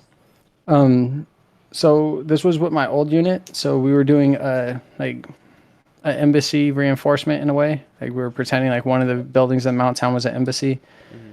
or like a consulate, and we had local civilians that just the army just hires local civilians to play op for. When I wish the Marine Corps could do that. No, the Marine Corps is just like, oh, first platoon, you're in the field. Well, second platoon, you're out for. But I do like that about the army, though. They do hire civilians to be your op for. Well, So actually, we had civilian. a lot of the people that are the Op 4, we hate those guys at JRTC. That's literally their whole job is just to play bad guy. Oh, trust me, I know. And so a riot broke out, which is what we're used to responding to with riot control and everything. So we started bringing people back into the building because we started taking pop shots. And I kid you not, as soon as the first round came off, every single Royal Marine in the building next to us automatically had saws through the window ripping belts off. I was on the rooftop and I didn't even get a single round off yet. Wow. well, They were I do got they, go. they You were guys can asleep. continue. They were Right. asleep. My phone's at 2, so I do got go. Y'all can continue. I'll listen to the rest of it later. All right. All right. Peace out, brothers. See See ya. ya. But like I said, the Royal Marines, they were on their rest cycle because they stood majority of the watch during the daytime. Hmm. So I just happened to be the unlucky Marine that was on post on watch during an urban defense, pretty much behind my M110, with my M4 next to me and my pistol on my hip. And I kid you not, it happened so fast. One shot came off, and there was 6 to 7 saws laying hate before I could even get eyes on whoever shot. Wow. And on Wow. top of that, we were dealing with riot control. Talking about getting some overwhelming, well, yeah, overwhelming rates of fire right there. They took Like, complete control of that one right I kid you not, they were fully asleep. I did a little patrol, like pretty much like fire guard for you guys. We call it fire watch. there. But we went through their building just to like verify like no one snuck in while they were asleep. And they were all racked out. Like we were fucking with them, dude. Like we were over there like poking at their feet. We were shaking their beds. Like they were racked out. And I kid you not, one round popped off. Every single one of them, full combat loadout, booted up, like literally laying hate through a window through windows. I felt like I was an admin and logistics guy. First time shooting the rage. Like it was embarrassing. Like the Royal Marines, they are amazing at their job. Thank God I got to do an actual mission with them.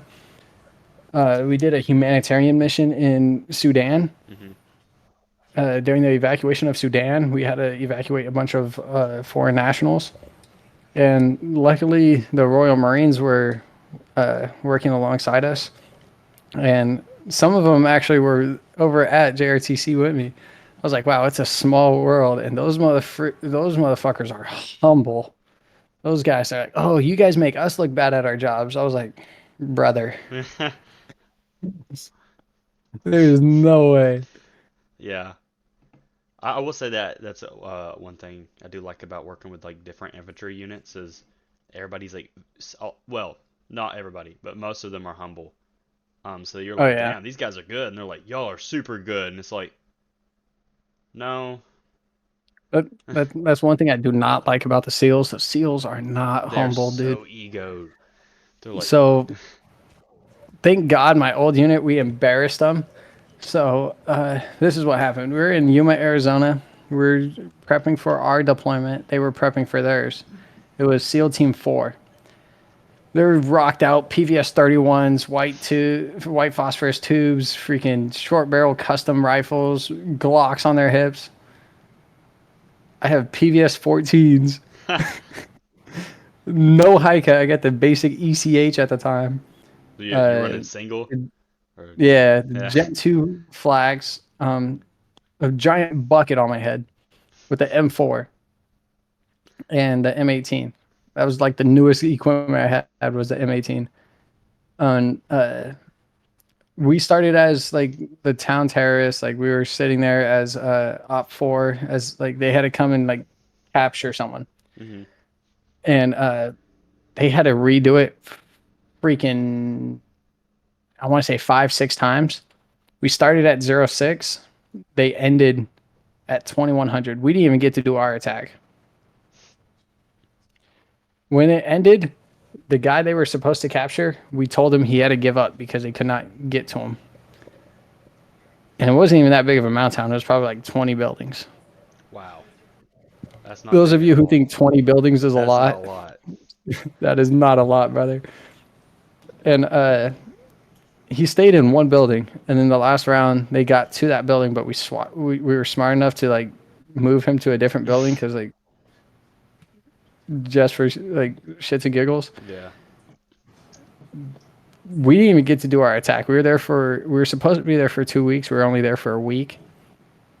The whole first week was just like the whole like first few days was literally just us like passing along info, just like, hey, this is what we do. This is how we do it. And the SEALs are like, oh, this is what we do. This is how we do it. Our way is right. Your way is wrong. You guys are freaking unintelligent. And then it got down to like the actual like come play type stuff. And we were shooting blanks at each other. I had a saw that the SEALs had provided me for Op 4. That was my first time and last time ever touching a saw. That saw was so much fun. I wish I could do it some more. But It sucks rocking with that bitch.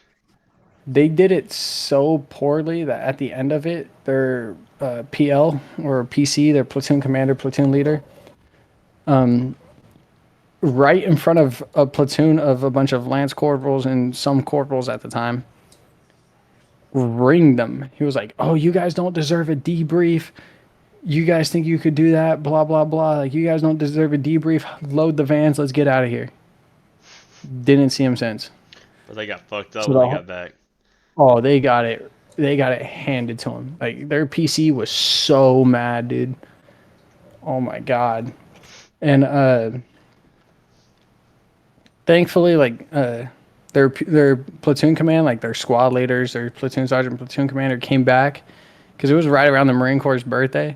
Mm-hmm. They came back and gave us a fuck ton of booze. So we started partying. They were like, "Oh, if you guys don't mind, my SEALs coming to party with you guys." They did pitch in for it. I was like, "Bro, we don't." We were all like, "We don't care. Like, we don't have beef with you guys. We're like we were trying to be humble and everything, because all we in security forces every day you're training CQB. Right. Every single day you're doing transition drills. You're doing interior, exterior movements, hostage handling. Like it does not matter. Like it could be a day like, oh, today's Friday. We're not going to be doing anything. Just stand by for formation. No, the whole platoon would be like, nope, I want to work on our job. That's one thing I do like about security forces is they are not afraid to let you know they want to work on their job. Meanwhile, if I go to my squad leader and I'm like, hey, I want to work on my job, he's going to take me to the tree line and I'm going to buddy rush 900 meters. Like, Get the good old haze right there. We're like, let's go to the tree line. No. like in security forces, like you walk up to your seniors like, hey, I want to train for my job. They're like, all right, cool. You already know how to buddy rush. You already know how to do your transition drills. So we're going to teach you exterior, interior movement in depth. We're going to teach you hostage handling in depth. We're going to teach you shoot, don't shoot drills. Right. That's the kind of thing that's also another problem that needs to be worked on is when it comes to like teaching, not everyone is a visual learner, but also not everyone is a physical learner. Or on paper learner. Yeah, That's or my on problem. paper. They'll And teach like me the paper. when it I'm comes like, to like and especially when it comes to like correcting people, like yes, yelling at someone might work for some people. Other people will be like, well, you never showed me how to do it. right. I've never done this before. It's kind of like when you were helping your dad work on your car, helping someone work on their car, and they're like, oh, could you hold my flashlight? I got my ass beat. Yeah. But not like beat, but because you've never done it before, so you don't know what to do. yeah. But like if like that's the difference. Like whenever I sit down with my junior Marines, I'll teach them a class. I'll be like, all right, do you understand it now? They're like, a little bit. So I'll reteach it, or at least teach the sections that they didn't understand. After like 2-3 weeks of them studying, they should have it memorized. Like I got my shit pushed in for not knowing my 9 line when I first got to my first unit. As soon as I got fucked up for that, I knew my 9 line. I'm just that kind of person. Right. That same time I was doing that, my buddy next to me, he's more of a visual learner. He does not learn through pain. Not everyone learns through pain. And I definitely believe leadership needs to learn that. Not everyone learns through pain. Group punishments does nothing for anyone. Like True. mass punishment, like cool, PFC didn't shave his face. Why is the whole platoon doing a 6 mile ruck run in full camis at 06? Yeah, I feel like that this screws up a lot of people trying to get that whole team thing because like Yeah, I'd be like, it fuck just that guy. it just ruins the whole unit morale. Yep, I can agree with that. It's Toxic like, leadership is one reason why a lot of people are getting out too, yeah, and not wanting to stay toxic in. leadership is the biggest reason why the Marine Corps has the lowest retention rate out of every single branch. Army's pretty bad too, and that just goes right That's what I'm back to saying. mental health. It's That's because what I'm saying. something's wrong The with them army, that's causing them to do the that. army has a low ass retention rate, but as of right now, with statistics and the Marine Corps liaison that came all the way down from the Pentagon to my unit to talk to us, the Marine Corps has the lowest retention rate, and on top of that, the Marine Corps is 1% of the 1%. Hmm. Like there's so like yeah, there's a lot of Marines, but there's so many more soldiers than Marines. There's so Yeah, many airmen than Marines. That 1% of 1%, that 1% of that 1%'s 1% yeah, is literally the infantry. yeah. So I was about to say, one of my And the friends was like, infantry, he was like, "Do you think no y'all could one, win a war?" And I'm like, "There's not a lot of Army infantry and Marine Corps infantry to put together to take on a whole fucking fleet." But at the same but yet time, again, look at the history behind it. true, true. Afghanistan, that was nothing but Army and Marines. Vietnam, nothing but Army and Marines. I mean, we're pretty good at stretching thin, but it's gonna suck. Oh yeah, we're good at what we do only because we know how to utilize our assets and we constantly work IA drills. Hmm. However, the 1% of the Marine Corps is the infantry, just like how the Army's 1% is 11 Bravos. Like as the infantry as a whole, the Marine Corps has the lowest retention rate out of every branch due to the fact that most of your leadership are old Marine Corps leadership. Like I'm talking like gunnies, NJP staff sergeants that are now sergeants, sergeants that were corporals that used to be sergeants. Like everyone who grew up in like the whole full metal jacket era. Yeah, Like not everyone learns that way anymore. Not everyone could just get a boot to the chest and be like, "Oh, I'm up and running now." Like granted, some people can, but there's a lot of junior Marines nowadays, junior soldiers nowadays that just can't do it that way. yeah. And I can agree it's with not that. nothing. It's not that they're weak or anything, because like most of those guys who don't learn physically are the most physically fit people I've ever met. They're usually the ones that I wouldn't say they're not the brightest because a lot of them are pretty bright, but some of them are a little slow at Yeah, processing things. Because like I could sit down, teach you a class death by PowerPoint. Everyone hates it. Everyone's dozing off. yeah. I You hate think it. everyone's gonna retain that entire slideshow that was just 60 slides? Mm-mm. I don't even remember the Bill Nye freaking videos that my teacher used to sit down, have me sit down and watch Facts. constantly. I can agree with that. Them fucking power. Oh my god, dude. We had one NCO. He came in and taught a class. He broke it down in 15 slides, and right after he took us out and did an in-depth. He we let us sit in the bleachers, and he brought his guys to show us how to do it. And I was like, this was so informal because we did it in like 45 minutes versus sitting in a Yeah, classroom for 3 hours with 15-minute breaks every hour. yeah. So my radio operator at my old unit, he taught a class after my first deployment about radios and like radio etiquette. 66 slides in the PowerPoint. It's so easy to teach a radio. That very next day, we quizzed them. No one passed the quiz. No one.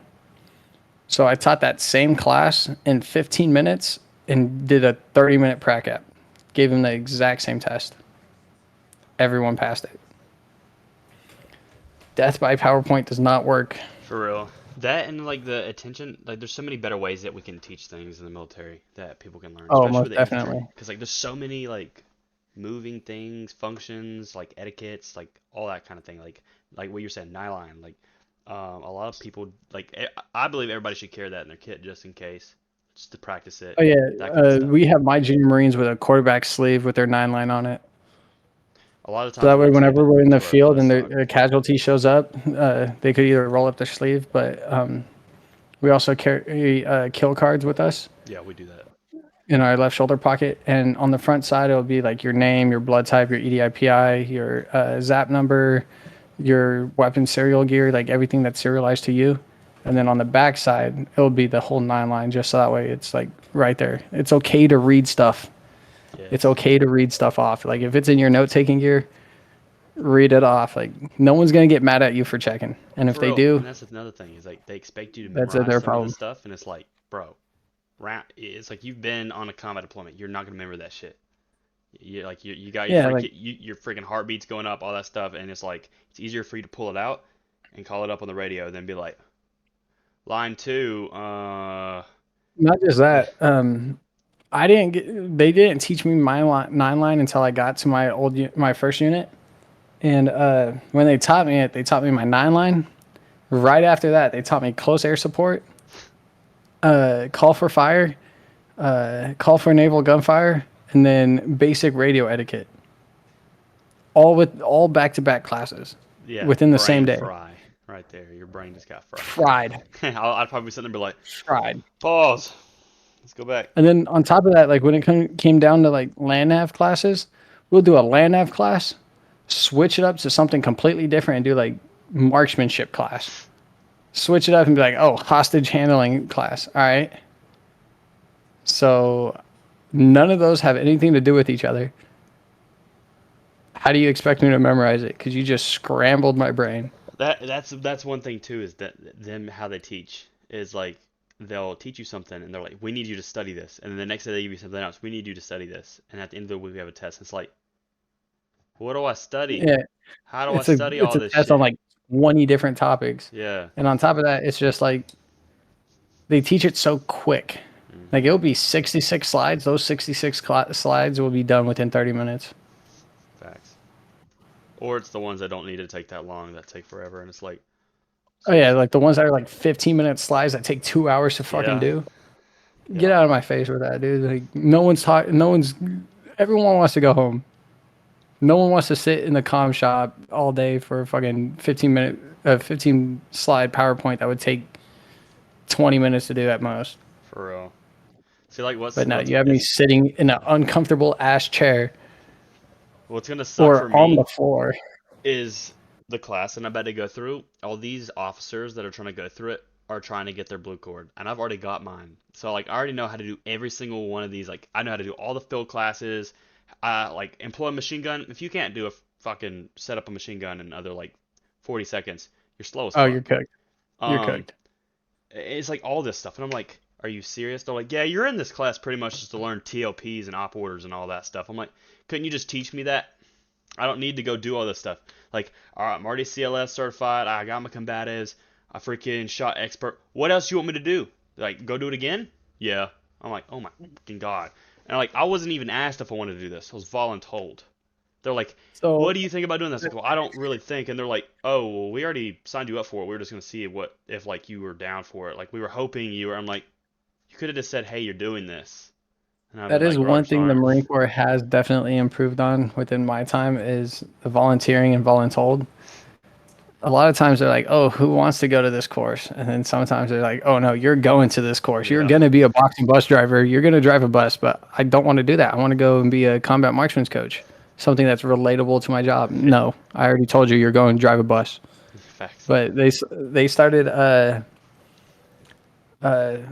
they started working on it a lot. They'd be like, all right, give me your top 10 classes that you want to do. Hmm. And you'd be like for me, I gave them my top three because I only really wanted to do three at the time when I was a junior Marine. I did my CLS course. I did designated marksman. I did four. I did Seaburn. I did CMC, and yeah, like they my old unit was good at that. My new unit, it's kind of hit or miss in a way. Like Yeah. you could always be like, hey, I want to go to this course. Most of the time, if there's slots, they'll be like, oh yeah, you could go. If not, they'd be like, well, you're voluntold for this course now. Yeah.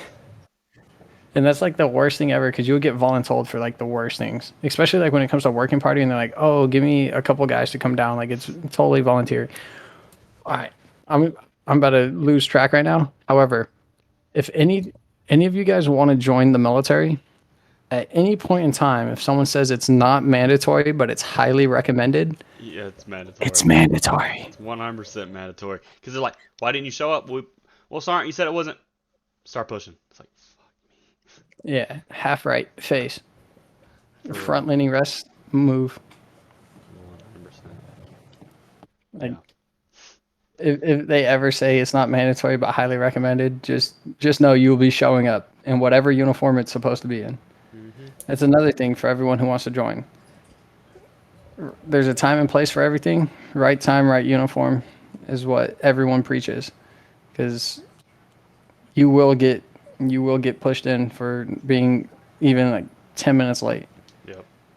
If you're gonna be late, you might as well you better start texting people and be like, "Yo, I'm about to be late." Because if you don't, Yeah, that's when you're gonna get your face pushed in. if you Um, know you're going to be late, let someone know that you're going to be late.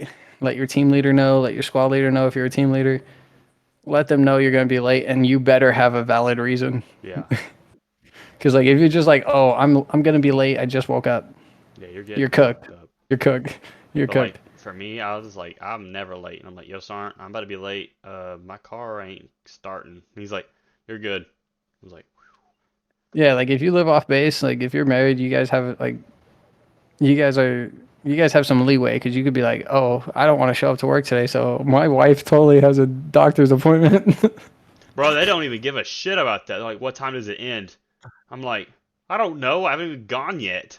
I get there, come back, and they're like, "Just keep me updated." Ryder Sarn, get back, and then it'll be like, "I know your doctor appointment ain't 3 hours long." It's like, But bonus points if you have kids, though. If you have kids, especially like young kids, oh hey, my god, young I kids, you could be like, oh, my wife's not feeling good, so I got to stay home and watch the kids, well, or I my wish I wife could just pull that started one working again. because I'm like, because my wife, she's pregnant right now, and so I'm like, "Yo, Sarn, she was up fucking throwing up all night," and he's like, "Oh," because I walk in, he goes, "You look like shit," and I'm like, "Sarn, I slept like an hour." "Oh, that sucks, man. We got a ruck this morning. You excited?" "No, I'm not. First, I'm not first, excited. What do you mean?" first of all, congratulations. Appreciate it, bro. Uh, Second of all, I had a buddy. He just had a newborn. Hmm. He went on 3 month paternity leave because that's the Marine Corps changed theirs to 3 months. I don't know how long it is for the Army, 12 weeks. but oh yeah, so like 3 months. About 3 months, yeah. So he was like he was just coming back and his car wouldn't start, and our platoon sergeant was like, there ain't no fucking way you're a corporal and you can't get your car started. he was like, he was like, great, go pick him up. I was like, I got you. I was like, Roger that, Staff Sergeant.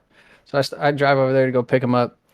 This dude is at his house and he goes, no, my car starts. I just didn't want to go to work. And I was like, oh, okay. So I drove back and by myself and he didn't show up to work. And my platoon sergeant was like, what's going on? I was like, oh, his wife's still at the hospital. She had complications, so he's currently taking care of the house and everything. And I just made it up. And he was like, oh, that makes sense. That makes sense. So this dude had like an extra like week and a half of paternity leave. What? That is wild. He didn't Bro, even tell me. He was like, he told me he was like, yeah, I'll be there. Just give me some time. Like anything. I just told him that you jump started my car. I was like, all right, cool. I got back and I don't know why, but that was like the first thing that came to my mind was I'm gonna help this dude out. So as soon as I told him, I texted him. I was like, "Hey, yo, you don't need to come back."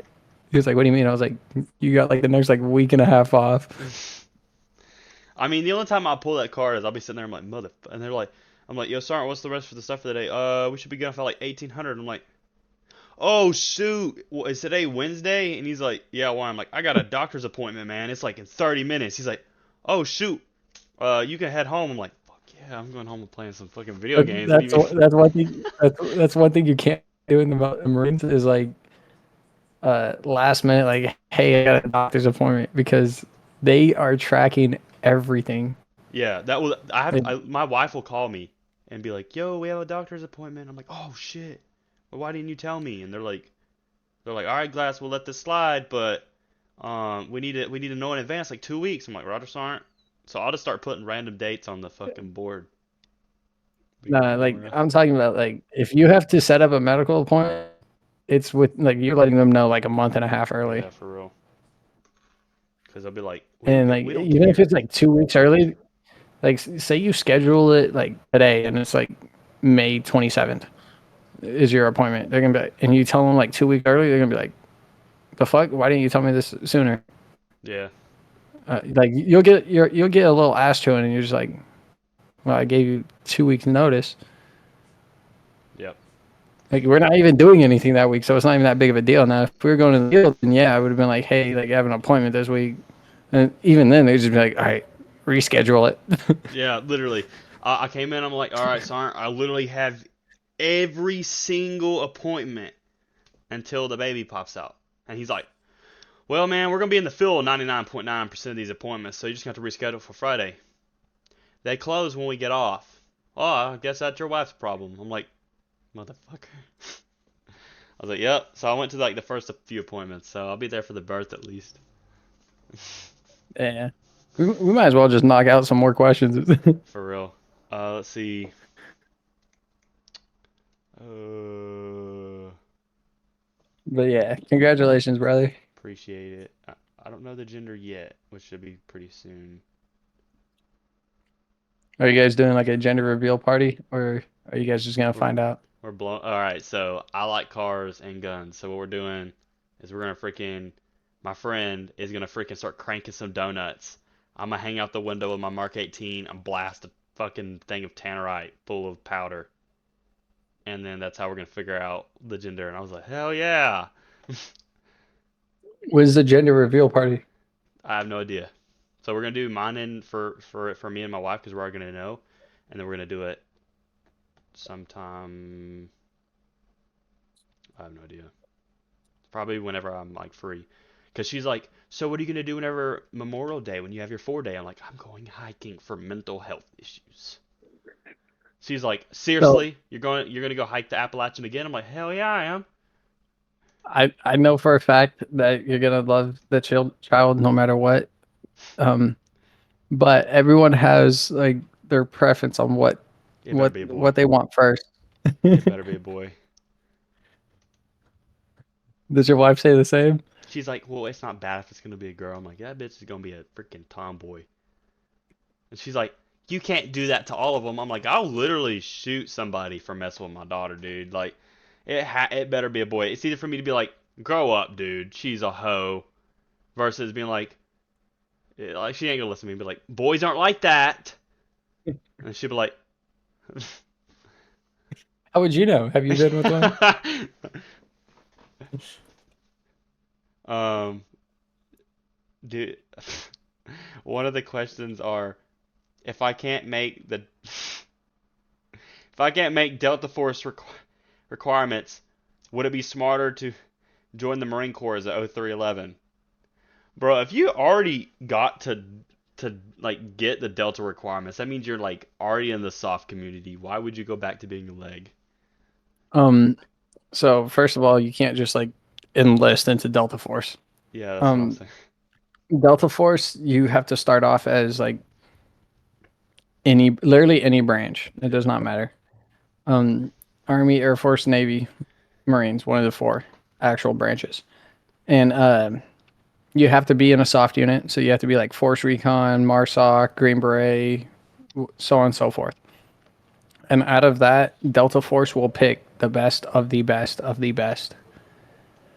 Because uh, like special forces, you're already the best of the best. Hmm. Like that's why you're in a soft unit. Delta Force, there you pick the best out of those best. For And example, my platoon sergeant, he made the requirements. Like he passed everything, and they're like, "You passed everything, but we're not recruiting right now." And he's like, "Are you yeah, serious?"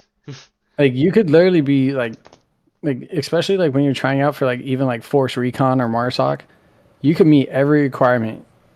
However, they might just be full on guys. Yep. So you're just guess what? You just did the entire requirement selection process for no reason because they're not recruiting. So therefore, you're just gonna go right back to your unit. And when they are recruiting, guess what you're gonna do? Go back to the selection process. Yeah. It does not matter.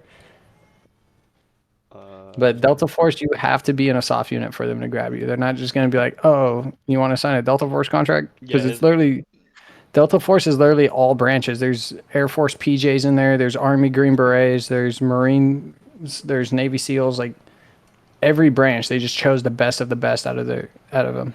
Yeah. So like his full question further up was, my goal is to become Ranger, a Green Beret, then go to Delta, and then if he doesn't pass, go to be an 0311. Um, You I might try as well to, just be a 0311. yeah, that's what I'm saying. If you want to be a freaking leg, just stay a leg. Don't devote half your life to be a freaking.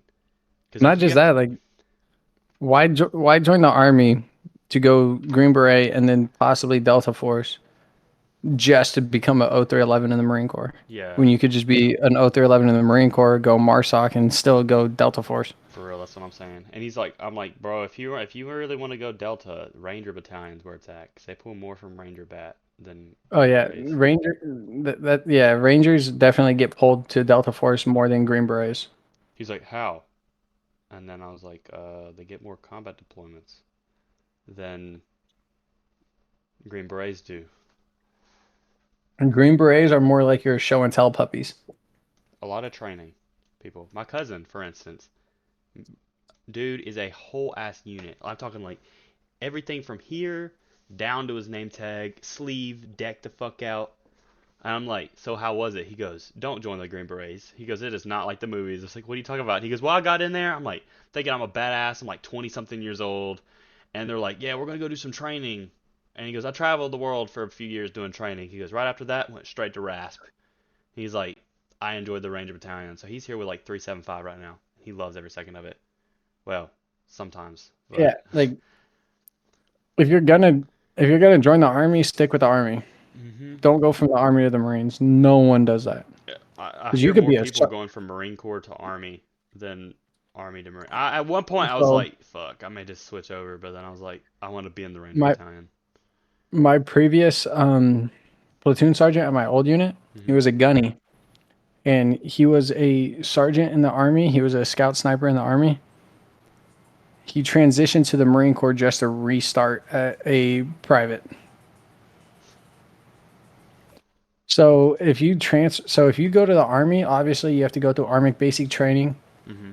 go through your what is it, AIC, AIT. AIT, your infantry course, and then whatever rank you are, like when you get out, you could be a sergeant. If you transfer to the Marine Corps, you have to go through boot camp all over again. You have to start back at E1. You still have to go through our infantry schoolhouse. Now, if you were in the Marines to switch to the Army, all I have to do is be like, hey, I want to join the Army. I don't have to join their. I don't have to go through their boot camp. You just have to do our It's AIT, and then you're good. not even that because I'm already infantry. We had some dude come from the Marine Corps. Dude was a freaking unit. He went through AIT, got his blue card. Man had already passed selection. Right when he finished, straight to airborne Was he school. Huh? was he an infantry Marine? Yeah. Homie went He straight shouldn't he to shouldn't have went through your AIT then. He But really didn't do much. He was just there. unless they changed it, Yeah, that's because most of your guys' AIT we already got qualified on. Yeah, so he only had to do a few things that was different. Yeah, Get his blue core, and then he was straight to and Q like course. even when you do attend like the Army AIT, when you're a former Marine switching over branches, it goes for any branch. If you go from a Marine to any branch, you don't have to go through their boot camp. But if you go from any branch to the Marines, you have to go through boot camp and restart. But like I could say, for example, I'm a corporal Hmm. in the Marine Corps and I transition to the Army. Not only do I not have to go through your boot camp, not only do I do the bare minimum of like 2 weeks of your AIT, but I also get a rank increase. So I'll be a sergeant when I join the Army. Yeah, a lot of them. So like for the basic wise, you'd be a specialist until you get to your unit, and then they give you your stripes once you get to your unit. Yeah, that's one thing that the Marine Corps doesn't do. We don't have specialists and corporals. We have corporals. Yeah, I mean specialists and corporals are literally the same thing, just a little bit of the NCO abilities. People hate Yeah, on they're the corporals same all thing, the but they're time. not. Yeah, Because I like I feel like the corp. to my understanding, specialists are just like junior NCOs, and then corporals are like when you finally like, hey, you're definitely an NCO. So like the way they do it is like a lot of times if you're a specialist, you're just a team leader. But then if you But get I just put give me as 1 second, real quick. I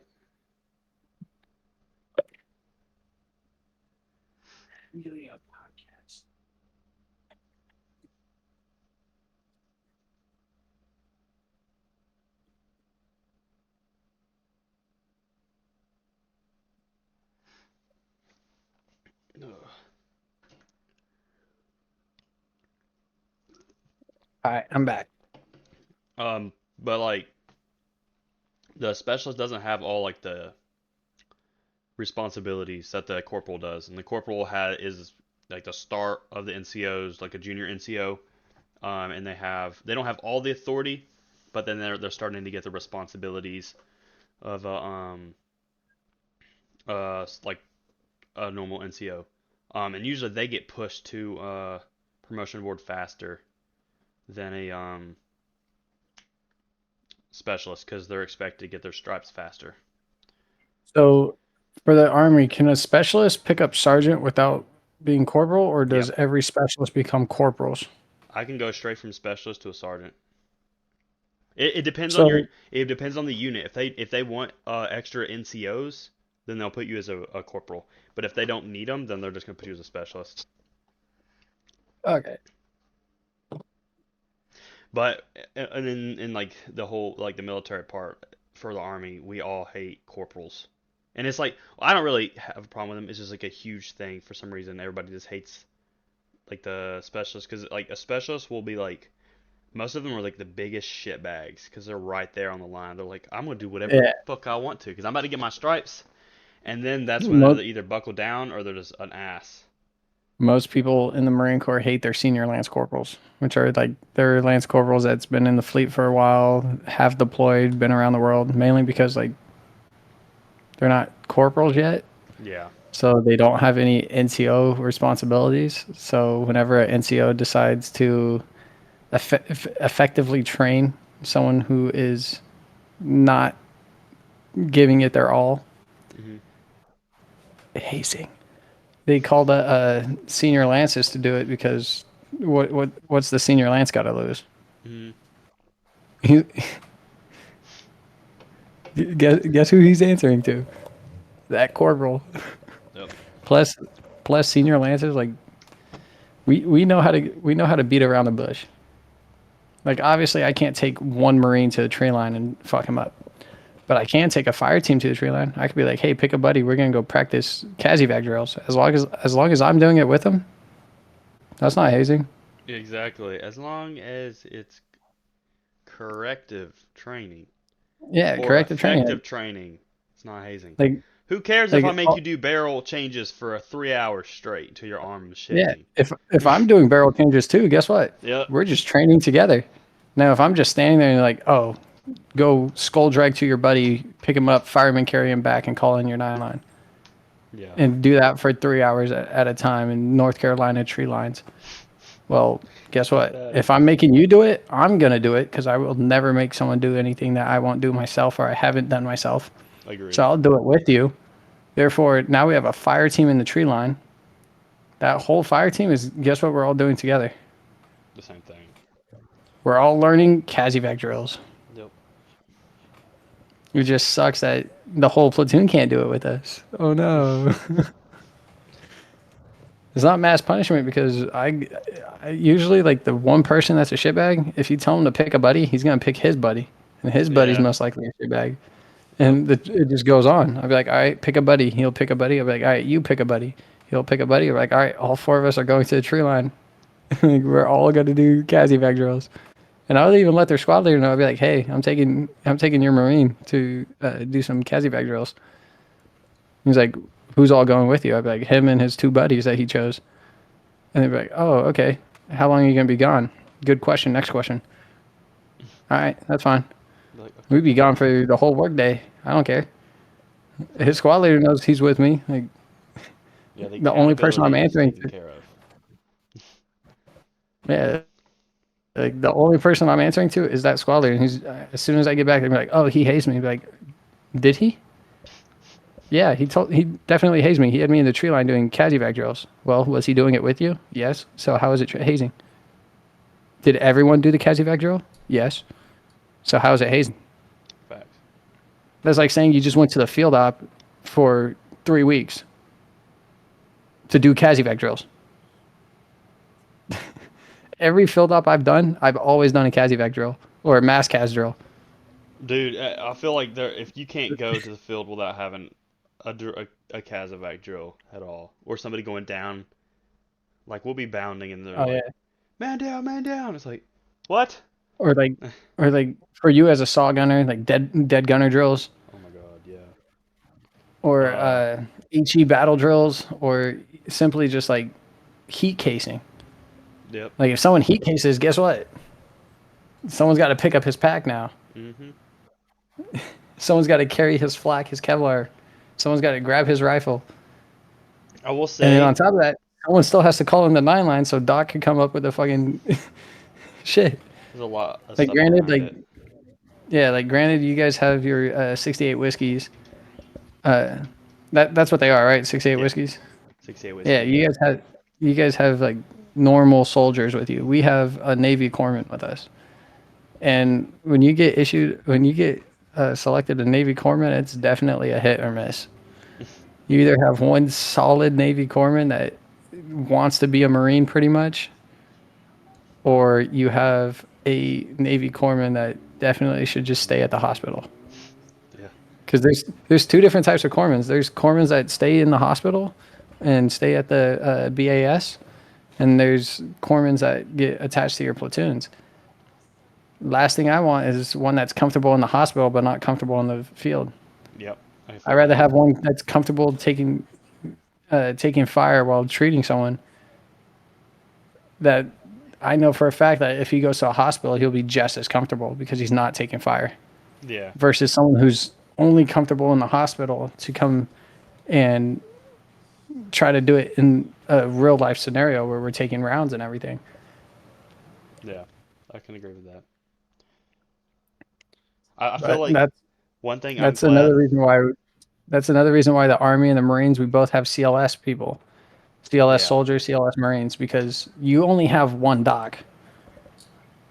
In most firefights, there's more than just one person going down. Yeah. Because not only do you have to worry about like people getting schwacked, but you also got to worry about like people twisting their ankles, breaking their legs, taking a fall, hitting their head, shrapnel. Like, there's a lot more to go on than just like, oh, we have multiple casualties. Doc's got him. As an infantry marine, like, or just like even just infantry in general, like we don't have one job. Nope. Our one job is not just, oh, let's just go and kill the enemy. No, because now we have to help out Doc. We have to be Doc security at the same time. If a machine gunner goes down, I have to know how to work his weapon system. If the grenadier goes down, I have to be able to pick that up and use it. If the AT4 or the Maul gunner goes down, we have to go and pick that up. God forbid the Humvee driver goes down. Yep. Most of the time, you're doing your own reconnaissance as well. Like, we do every job there is and we don't get as much praise as possible. Because like Facts. even when it comes to like the admin and logistics side of things, we provide our own batteries. We calculate how much we could take as a squad, food wise, water wise, ammo wise, which is all admin and logistics stuff. Yep. We do our own DTS stuff. Like we do everything on ourselves. All the Pogue Pogue MOSs, they're literally just there for like, oh, you messed this up, fix Yeah. it. That's true. Like we do everything, dude. I like it. You really don't think about it until you start like naming everything out. But like we Yeah. do everything, and it makes sense why we're so freaking like stressed and everything is because we have so much on our plate. Um. Now, not only just that, like now think about Doc. Yep. Now think about the stuff Doc has to do. Mhm. Doc has to be able to do a crike on you while taking fire. Now he has to do his own admin logistics with his med bag. Like, like if you mess with the infantry marines, there was one TikToker and he's a YouTuber as well. He made a perfect video on not to fuck with Doc. I don't know if you've seen that video, but he talked about 11 Bravos and he talked about the 0311 infantry riflemen. And he said there's one member of the squad that he did not mention, and that's Doc, the battlefield angel. Facts. He's like, you could mess with any of the infantry marine, but if one stray round lands anywhere near Doc, You protect grenades that are getting motherfucker. blooped, belts are getting rang. Like if you go anywhere near our medics, you are screwed. That yeah, I can agree with that. We try to keep like we literally have a fucking bubble around that 68 whiskey, dude. Oh Like yeah, it's like like Doc is the. He was like, Doc is the only person on the battlefield that will pick a tick out of your taint with his teeth if he has to. Doc would literally do whatever he fucking can for anybody. Anybody. You heat case, guess what? Doc's pumping IVs. You're facts. drunk at you're hungover at 05 and you have PT, Doc's throwing an IV for you. He does not care. Doc will make sure you are good to work. And if anything happens to Doc, you are not just answering to Doc. Even if Doc says, no, I got this. No. You could be at the bar with Doc. If someone swings on Doc, they're cooked. Because it's not, if Doc's out there, most likely he has at least a fire team with him. Facts. At least. Yeah, we keep our medic towards the back, and that's one thing. Like I'm glad everybody's learning the CLS. And then some people are like, well, that's just messed up. Like the movies have it where like somebody goes down, you just run out there and grab them. Hell no. I'm staying behind that cover Hell concealment. no. I'm pumping rounds down range until I kill that enemy P, first, and then I'm P going to March get P. you. P March P. Provider safety and Yep. patient safety. If someone gets schwacked, I'm like, this ain't Hacksaw Ridge. Like we're not dealing with that. Like most likely, if someone got schwacked, there's like a squad plus out there, Yeah, I ain't moving and until they're we all go shooting at you. You gain fire superiority before you go and get your patient, and before you even move your patient, you're putting a tourniquet on them right there in the right open then and because you there. don't want to move them. And God forbid your fucking fire superiority goes to shit because like Hmm. guns have to reload, Yep. And this is the and thing people don't that realize. that, It's that because like happens in a split second. is you don't want to die either. Because if you go down, that's one less person on your fire team or squad. So Exactly. I'm looking out for my ass, but I need to Not help that not person. not even just that. Like uh, with him going down, you're already one gun out the fight. Hmm. You gain that fire superiority, and you go to get him. Now you're two guns out the fight because you can't engage when you're treating that casualty. Throughout that time, you're running probably what 50 to 100 meters. Probably. How fast within that 50 to 100 meters, how long is that solid gunner's belt going to go if you're trying to gain fire superiority? Bro, you can empty a 200 round belt in no time. Yeah, you'll probably I've done just that. get to that patient and then he's over there Yeah, he's got to reloading his reload. saw gun. Not that's not even that's 200 rounds. Now imagine everyone else with 30 round mags. Like people are going to be reloading. Especially if you're like Firefights walking it. But people don't. firefights are not like the movies. Like in the movies it'll be like a 5-minute scene of a firefight. Firefights last hours. Yeah. They last hours. and that patient only has a certain amount of time. Mm-hmm. So when you gain that fire superiority, the moment you gain it, you are busting ass over there. You are putting on a tourniquet if need be. The only thing you do on the X, which is the site the casualty got injured at, is a tourniquet if need be. Yeah. Now, once you get there, if your squad does not have fire superiority or your platoon does not have fire superiority, you are not moving. Mm-mm. Because moving without suppression is suicide, and Mm-hmm. suppression without moving is a waste of ammo. Yeah, 100%. A lot of the times they make us run like our tourniquet on our kit. So say if I was to take a round in the leg, I'm putting my own tourniquet on. Then my Yeah, battle buddy will so come up, tighten it extra, and get me out of there. so what we do, we carry two tourniquets on us at all Hmm. times. For those of you who don't know, it's not like the movies yet again, where one tourniquet stops the bleeding. That is so unrealistic. Sometimes it takes two It to three takes of it. sometimes it takes 4 to 5 of them, Jesus Christ. and like we run two tourniquets on ourselves personally. If you're not a CLS Marine, CLS Marines obviously have a CLS bag with extra tourniquets, extra gauze, whatever, and you have to be able to access both tourniquets with both hands, just in case. Because like say both my tourniquets are on my right side hip. Okay, my right arm's down, and I can't access it with my left hand. I'm just gonna bleed out. Now, if I had both of my tourniquets where I could reach it and I could apply at least one of them before my buddy gets here, he's not going to tighten my tourniquet because the last thing you do is loosen your tourniquet. Yeah, you just put on He's just both. going to grab my secondary tourniquet, throw it on above it, I keep two on my and kit cinch that and one bitch on my down. JFAC. Yeah, so I keep one on, I have a dingle pouch on my plate carrier. Hmm. I keep one there, and I keep one in my IFAC, which is on the direct center of my bag.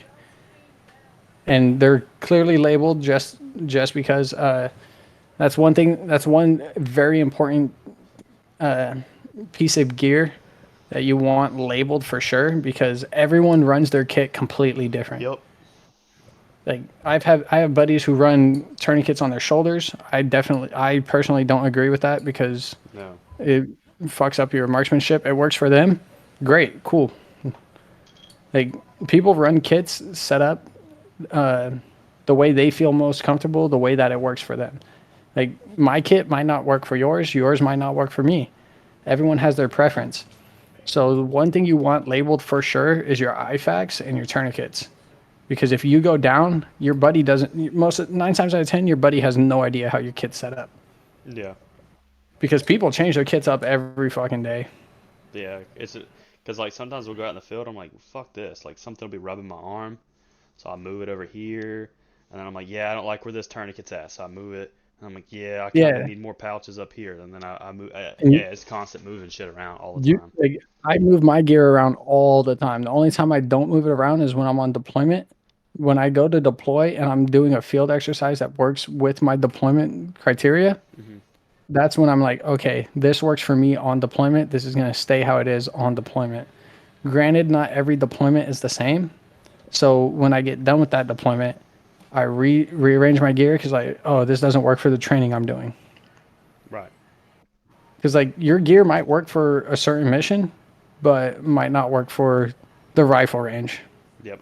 So now you have to redo your gear.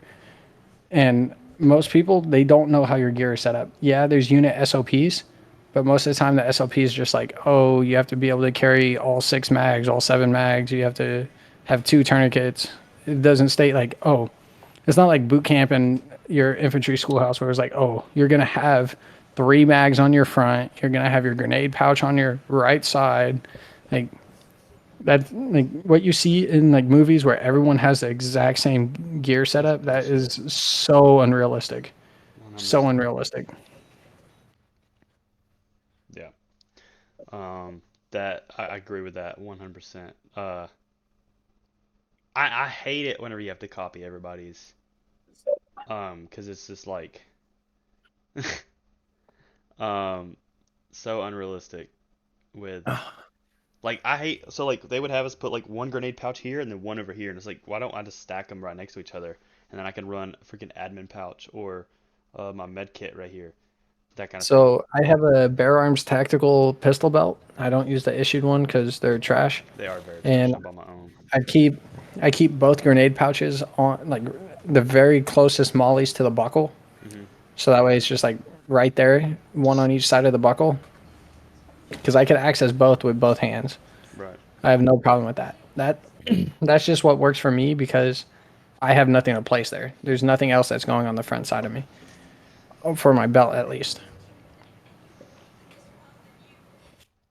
But yeah, everyone runs their stuff differently because like if like for example, they're like, "Oh, everyone's going to use the issued chest rig." I don't know what chest rig you get issued, but the one we get Ass. issued, It's fucking shit, it's dude.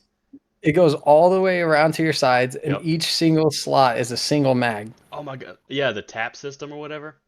Yeah, Yeah, I get I that am thing's not ass. I am not going to be able to speed reload Mm-mm. in the middle of a firefight with a magazine that's on my Yeah, kidney. exactly. And then you have all this shit on it, and it's like I'm trying to get it. It's fucking Yeah, stupid. I hate those you have things. all these little fucking straps that you have to tighten down, tape down. Like the oh yeah, we don't get paid for No. enough for the shit that we have to buy to prep for the field. We have to buy e-tape, we have to buy batteries, a brand new note-taking gear because you're most likely going to ruin your other one, Yep. pens because you're going to lose your pens in the field, rank for us at least because our rank goes on our collar. We don't have the little Velcro patch ranks. So you can't wear a scratched rank, so you have to go buy new rank.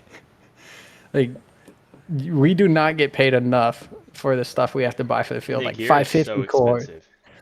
Oh yeah, 50 feet of 550 core Oh for my like 40 god. bucks. You're Bro, tweaking. I literally had to go buy shit because CIF was like, honey, we issued you this shit. I'm like, no, the fuck you didn't. Like, I literally have I all my didn't get. bags. I have all I my did not get bags still packed from when I CIF. came here. And they're like, CIF pisses me off. I did not get issued canteens or canteen pouches. I had to go same. get I my literally own. just fussed at them. I'm like, you didn't give me any of my 2 quart canteens, nor the pouches. Well, sweetie, I guess you're just gonna have to go buy them. I'm like, no, ma'am, I'm not. You're gonna give them to me because I don't. Are you going to Ranger School? Not yet. Then we're not giving you to them. I'm like, motherfucker. I'm like, Another thing is fine. like when you go to like you'll find this out when you do gear turn-ins, especially like if you transfer units. Oh my god! This isn't If you clean did not enough. if you did not sit there for 3 days just scrubbing your gear, they are not taking it. The biggest one, I literally had a brand new freaking pouch thing, and I'm like, they're like, this is not clean. I'm like, I just pulled the tag off of it. What do you mean? How? How do you want me to clean? You want me to pour some bleach on it? And they're like, oh, so you're gonna be a smartass because all this other stuff needs to be clean too. I'm like, I've never used this. I literally got it So like this. And they're like, when the when the Marine Corps got the new Gen 3 plate carriers, uh-huh. I accidentally grabbed a large and I wear a medium plate carrier. So it was brand new, packaged, vacuum sealed, clear bag. And I looked at it when I got back to where I was with the rest of my platoon to like do like a line out to see like who got what. Hmm. The very next day, I went back to SIF because I noticed it was a large. I haven't even opened it, and I went to go turn it in. They're like, Why do you think we're gonna take this dirty gear? It's still vacuum sealed." Yeah, and you're just like, are you being They serious right literally now? right then and there on the spot. They literally had me open it up and clean it. Yeah, and it was funny. It's like you're doing this because somebody, when you were in the military, did this to you, and this is not fair right And now. that's another thing I hate is it's not even like a marine. Like there's a marine MOS for this. I'm pretty sure there's an army MOS for this. But the people you get your gear issued to you Yes, are civilians, yes, and it's like, dude, it's and like they you are the went through most this. pissed. Don't do this to me. They are the most pissed off civilians They you all will hate their ever meet. jobs. It's like get a new one. Quit working here. Why? If you hate the military so much, why'd you stay on base? Leave. And it's like you'll be walking through Oh, there and they're just throwing your stuff and it's like, I need the packaging bags for my sleeping system. It's like oh, you I don't didn't have do your anything. black mesh bag? Get fucked, nerd. For real. Come And back when then you have it. and then you give out it's like, yeah, they wouldn't give it to me, and then your NCO's like, go back and get it. And it's like, They're not gonna give it to Yeah, me. They're for gonna like yell at 2 weeks me. straight. For 2 weeks straight, you're just going back and forth, back and forth, back and forth, and then your command's just like, all right, we'll deal with it. You need to get a memo from your commander for a scent sack. No, I don't. Give it to me. Like literally, not that hard. If I came in here with a freaking more rank on my patch, you'd be like, "We'll get it straight to you, honey." It's like now you just think Yeah, I'm stupid. it got to the point where junior Marines started taking like their senior lances all the way up to like staff sergeants to CIF with them because like senior lances, like we do. I'm telling you, we do not give a fuck about anything. Like if some sergeant from a different platoon is trying to blast you, they're going straight to their senior lances. Like, there's been too many times I've been involved in situations like that where one of my Marines would come up and be like, "Oh, this sergeant tried to do blah blah blah to me in my barracks room. Like he tried to haze him or whatever in his barracks room." I'd be like, "Is he over there right now?" Because like I'd get the phone call or the text message, and he'd be like, "Yeah." I'd work my way over there and be like, "Yeah, that's not happening. Like get fucking lost." Because like that's one thing you do not ever do is mess with someone else's junior soldiers, junior Marines, because your seniors, they will give a fuck. And if they don't, that just shows what kind of leadership they are. Facts. But no, Those are the things that start company brawls, battalion brawls. Like those things are crazy. but no, CIF is a experience. I hate that fucking place. Yeah, Especially it takes so long to get your it shit, does. It's dude. like it doesn't take that long. You literally just turn around, put it on the table, sign the paper, put it in my buggy, and let me go. Yeah, you'll get there at like 06 right before they open. As soon as they open, you won't be leaving until after chow. Facts. I went through there and they're like, all right, and they're like, all right, you can wear a large plate carrier. I'm like, no, I want a small. They're like, Yeah, a small for what? And I'm like, well, in your wait, era, y'all didn't have fucking plate carriers, so I wait, want a tight one.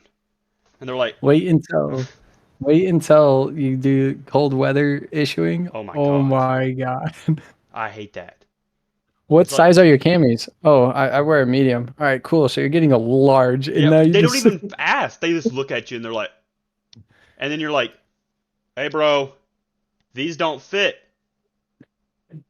you look like you're 6 years old wearing your dad's t-shirt again. Facts, dude.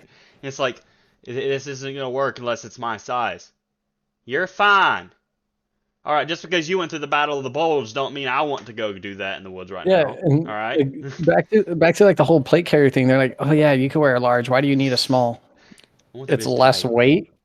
I want that bitch tight, stuck to me. It's not gonna move around. Cut takes off some noise, and it's not as damn heavy. Yeah, ounces equal pounds, pounds equal pain. You like the more shit you guys pack, even if it's just like a bunch of like pogey bait, which is what we call it. It's just like field snacks like beef jerky, For sunflower real, seeds. dude. Put that in your medic. Like I'm just kidding. Don't do that that. shit that shit brings up weight. And on hmm top of that, when you are in the field and you bring pogey bait, your dump pouch is not for snacks. I've been chewed out so many times for that. I had junior Marines chewed out so many times for that. Like I'd simply just put my gloves in my dump pouch or like my iPro in my dump pouch. Yep. And then they're Oh like, my god, "That's not what that's made for." And it's like, dude, is that an empty magazine? No, it's my iPro. Is that where it goes? facts. Roger, I'll fix myself. Another one is like you have a man down thing, and then you're opening somebody's JFAC, and you're just pulling out expired Skittles. It's like, seriously, dude? And they're like, Oh, well, I didn't know this was oh gonna happen. No, none of us know when we're gonna get my. shot. What the fuck do you We're, mean? we're doing a field off and we had a mass cas and me as a CLS Marine, I went to go help help the corpsman out and I ripped open someone's med bag and it was literally nothing but loose Cheez-Its.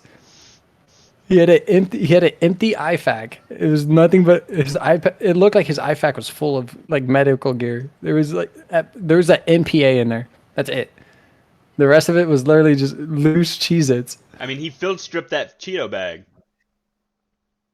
You gotta give him that. He field stripped that Cheeto bag. He took away all It, those wa- ounces. it was literally just loose, crumbled up Cheez-Its. This dude had like 3 boxes of Cheez-Its that were crushed up in his IFAC. And the only medical equipment he had in there was an MPA. Dude, it'll be crazy. Like, I'm like, bro, your rucksack's heavy. Yeah, I know, but I had to bring some necessities. And I'm like, what the hell are you talking about? And like the whole He's side got a panel, he jet boil fucking fucking. pulls it open. He's pulling out monsters. Y'all need one? It's like, Yeah, he when has did a you monsters, jet boils, a bug net, fucking a tent. everything? They're Fucking, like full decked out. And they're like, Glass, what'd you bring? Well, I brought 2 rolls of dip because we're gonna be here for 3 weeks. And that's it. I brought some nicotine, my poncho liner, Yeah. They're like, and some, and some change of clothes. you didn't bring a tent? It's fucking 90 degrees out here. I'm not sleeping in a sauna. What about your sleep system? I don't need that. It's hot. Yeah. I'm The like, only thing I bring I'll put a is like whoopee in my the bottom. isomat. Yeah, I put my isomat and my whoopee in every field op. Bro, I love my Now, if I whoopee. was in, now like Japan is a different story because there's a lot of bugs in Japan, Yeah. like flying bugs. So I'll bring like the what's it called, the bivy sack. Hmm. I'd bring that, but I'm not bringing the actual sleeping bag. Like I'm bringing my whoopee in that. Facts. Whoopee on top. If any of y'all are joining the military, invest in a whoopee and a whoopee hoodie. Oh my god, Oh my god, dude. This thing is the like Marine my prized possession. the Marine Corps, we get them issued to us. We get whoopies issued to us. What? I have to buy that Yeah, shit like $60. But no, that nah, whoop, we get whoopies issued to us. dude, I was like freezing my ass off, and one of my NCOs, he was like, "You look cold." I'm like, "It's like fucking 30 degrees out here." I think it was colder than that, and it was like we're at the top of a mountain, freaking winds blowing. And he's like, "You need to invest in a whoopee hoodie." I'm like, "Fuck is that?" He's like, "You know that sleeping bag that you bought that's like super thin, it keeps you warm?" I'm like, "Yeah."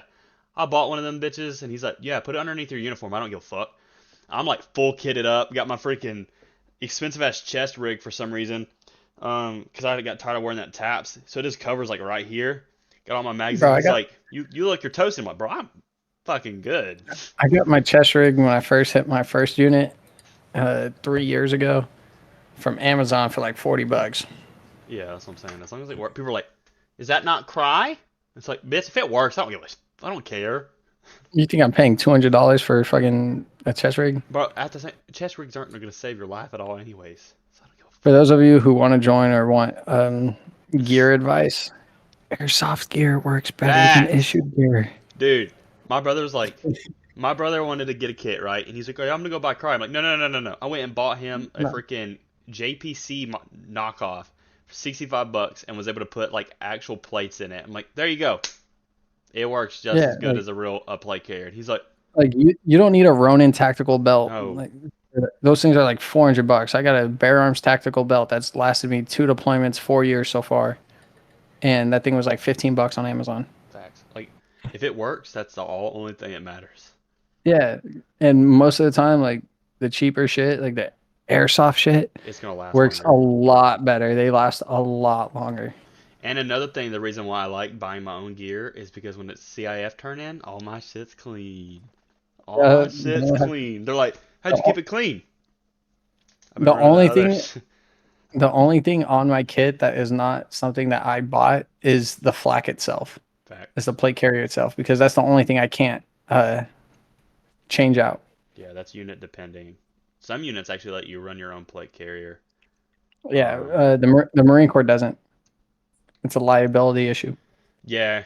The one I was running, they let me run it every now and then when we're doing like field ops and shit. Um, as a team leader, but it's got it. But like when I start my school, I have to go right back to the fucking IOTV, and I'm like, because like that thing's sweet. I got the custom side pieces, so I can run magazines on my sides, along with the little Hmm. side plates. And The that thing's stretchy so much. cover buns. Yeah. No, no, no, it's Yeah. full. It's the full thing. It's just got mag pouches the whole way across, and then on the inside, it's got my armor plate for it. And I like that because as a team leader, like I don't need all that ammunition. So like Hmm. I'm running down the line, I'm like, "Yo, how much ammo you got?" "Oh, I got 2 mags." Go to this guy. He's like, "Yeah, I got 4 mags." I'm like, "Sweet." Pull out 2 of the extra mags, hand it to him. That way I'm not having to steal ammo from him, cause like Yeah. keeping the ammo distributed out. So I feel like So it helps me a little bit right there. But what I run a 4 mag plate carrier, 4 mag chest rig with two on my belt, one in my gun, mhm, which makes a total of seven because we get issued seven for yeah, whatever reason. combat And bolt. my first I have a radio pouch on my belt, but once I do my first reload, my magazine goes into my dump pouch. My far left mag goes into my rifle, and then my radio gets Comes transferred up from and my goes. belt to my Yep, chest rig. I do that. And another thing is like fight from your belt. Always start with the belt. So That's what I do. yeah, so you want to always fight from your belt and resupply from your chest rig. Everyone's gonna be like, "Oh, but your chest is so much closer than your belt." Bro, your arms bent. You're bending your arm versus a swift fluid motion. So Yeah, when you pull out a mag from your pistol belt and load it into your rifle, especially when you're prone, dude. oh yeah, Oh my God, it's grab a like mag from your plate carrier and put it into that mag pouch that you just took that mag off your belt. Because when you're in your prone and you have your mags on your chest, you are not going to be able to move at all with shots going over your head just to grab a mag. Like you will get dome piece, or like even if it's a training exercise, your squad leader, your sergeant, whoever's running it is going to run up and slam your Kevlar into the ground. facts because you need to get low silhouette. Another thing I liked is I had one of these the mag pouch.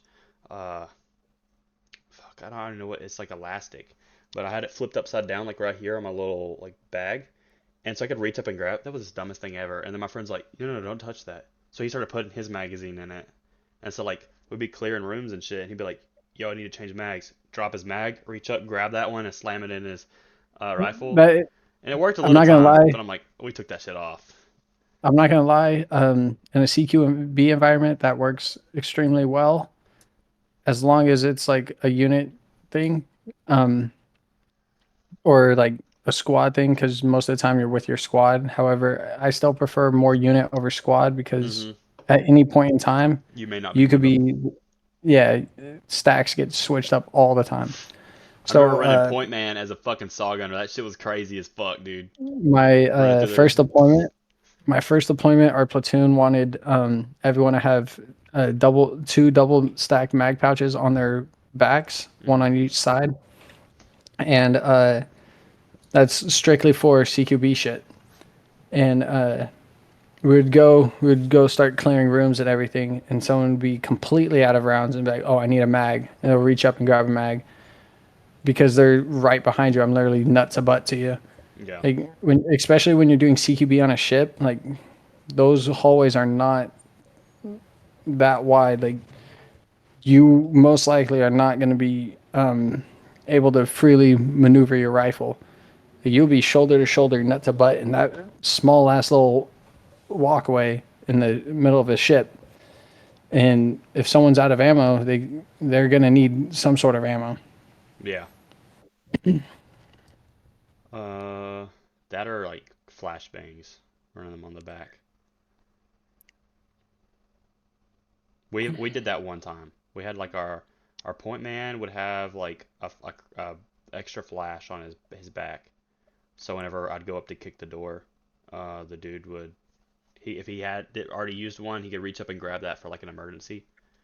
Um, So for us, it's always anything that you twist pull and a twist pull pin. It always stays on your belt where you can access it with both hands. And like you'd carry our own, but I'm just saying like we'd have extras on. yeah, we'll never put our extras there. We'll just put them in like an admin pouch or in someone's day pack. And if someone, like, say you're the one man in a stack and your two man needs to throw in that flashbang, if he doesn't have one, you'll simply move over to the end of the stack or in the middle of the stack, and then the three man will become the two man. And you'll just keep doing that until someone has a flashbang. Yeah, but no, that's another thing is like uh I a lot of the squads that we would be training with, they just like every time they go up to a room, they would automatically fall into their order, and then we were so Mm-hmm. much faster because like we would just go like a lot of times with me being the saw gunner and everything, some rooms I wouldn't even go into. I just pull hallway security, and then right as that one dude would come out, I would just start moving, and I'd be like, oh fuck, open door, and I just automatically flow into it, and then Yeah, and that's how we do it as well. yeah, but and then the other squads like they would stop in the hallway or like their fire team would stop in the hallway, reorganize and keep going. It's like you're so not effective because they already heard those rounds go off. Like our op 4 is already waiting for us come through that door. It's not when Hmm. or it like it's not like they're already knowing you're coming through there. So you got to be as violent as possible. And Yeah, so it's like a not lot of if I go times through like I that would door, just it's when you go through that we door. just fucking flow into it. And then sometimes like if we were going head on to the door, I would just fuck kick that bitch open and like start pumping rounds in. But at the same Hmm. time, like we knew which buildings had civilians and which one wouldn't. Um, Yeah.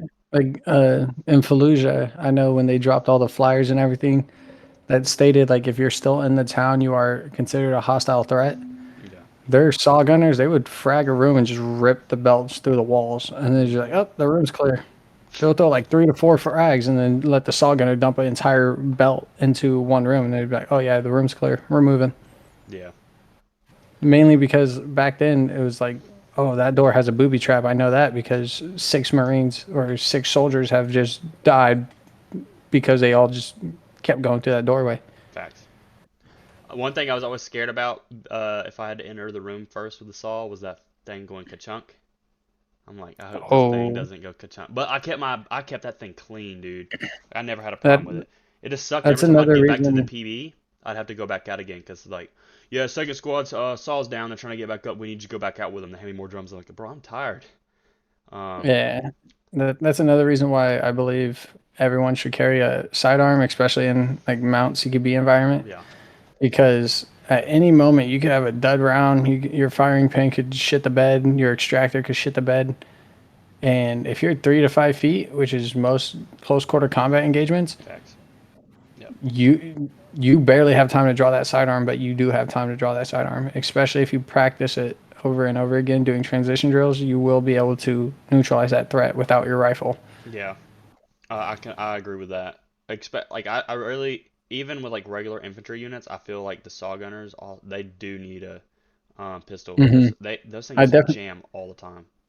yeah, I definitely believe all any machine gunner deserves a uh, pistol because like you could be set in an ambush and you just up like Yep, I've had that you could happen. get it. Like it could be the first round, it could be the second round, it could be the 20th round, it could be the last round of the belt. Like I've it does had not that. matter where on that belt it is. Somewhere on that belt, you will get that malfunction. For instance, like one example is me and Fouts were doing we had fuck, I don't remember what it was.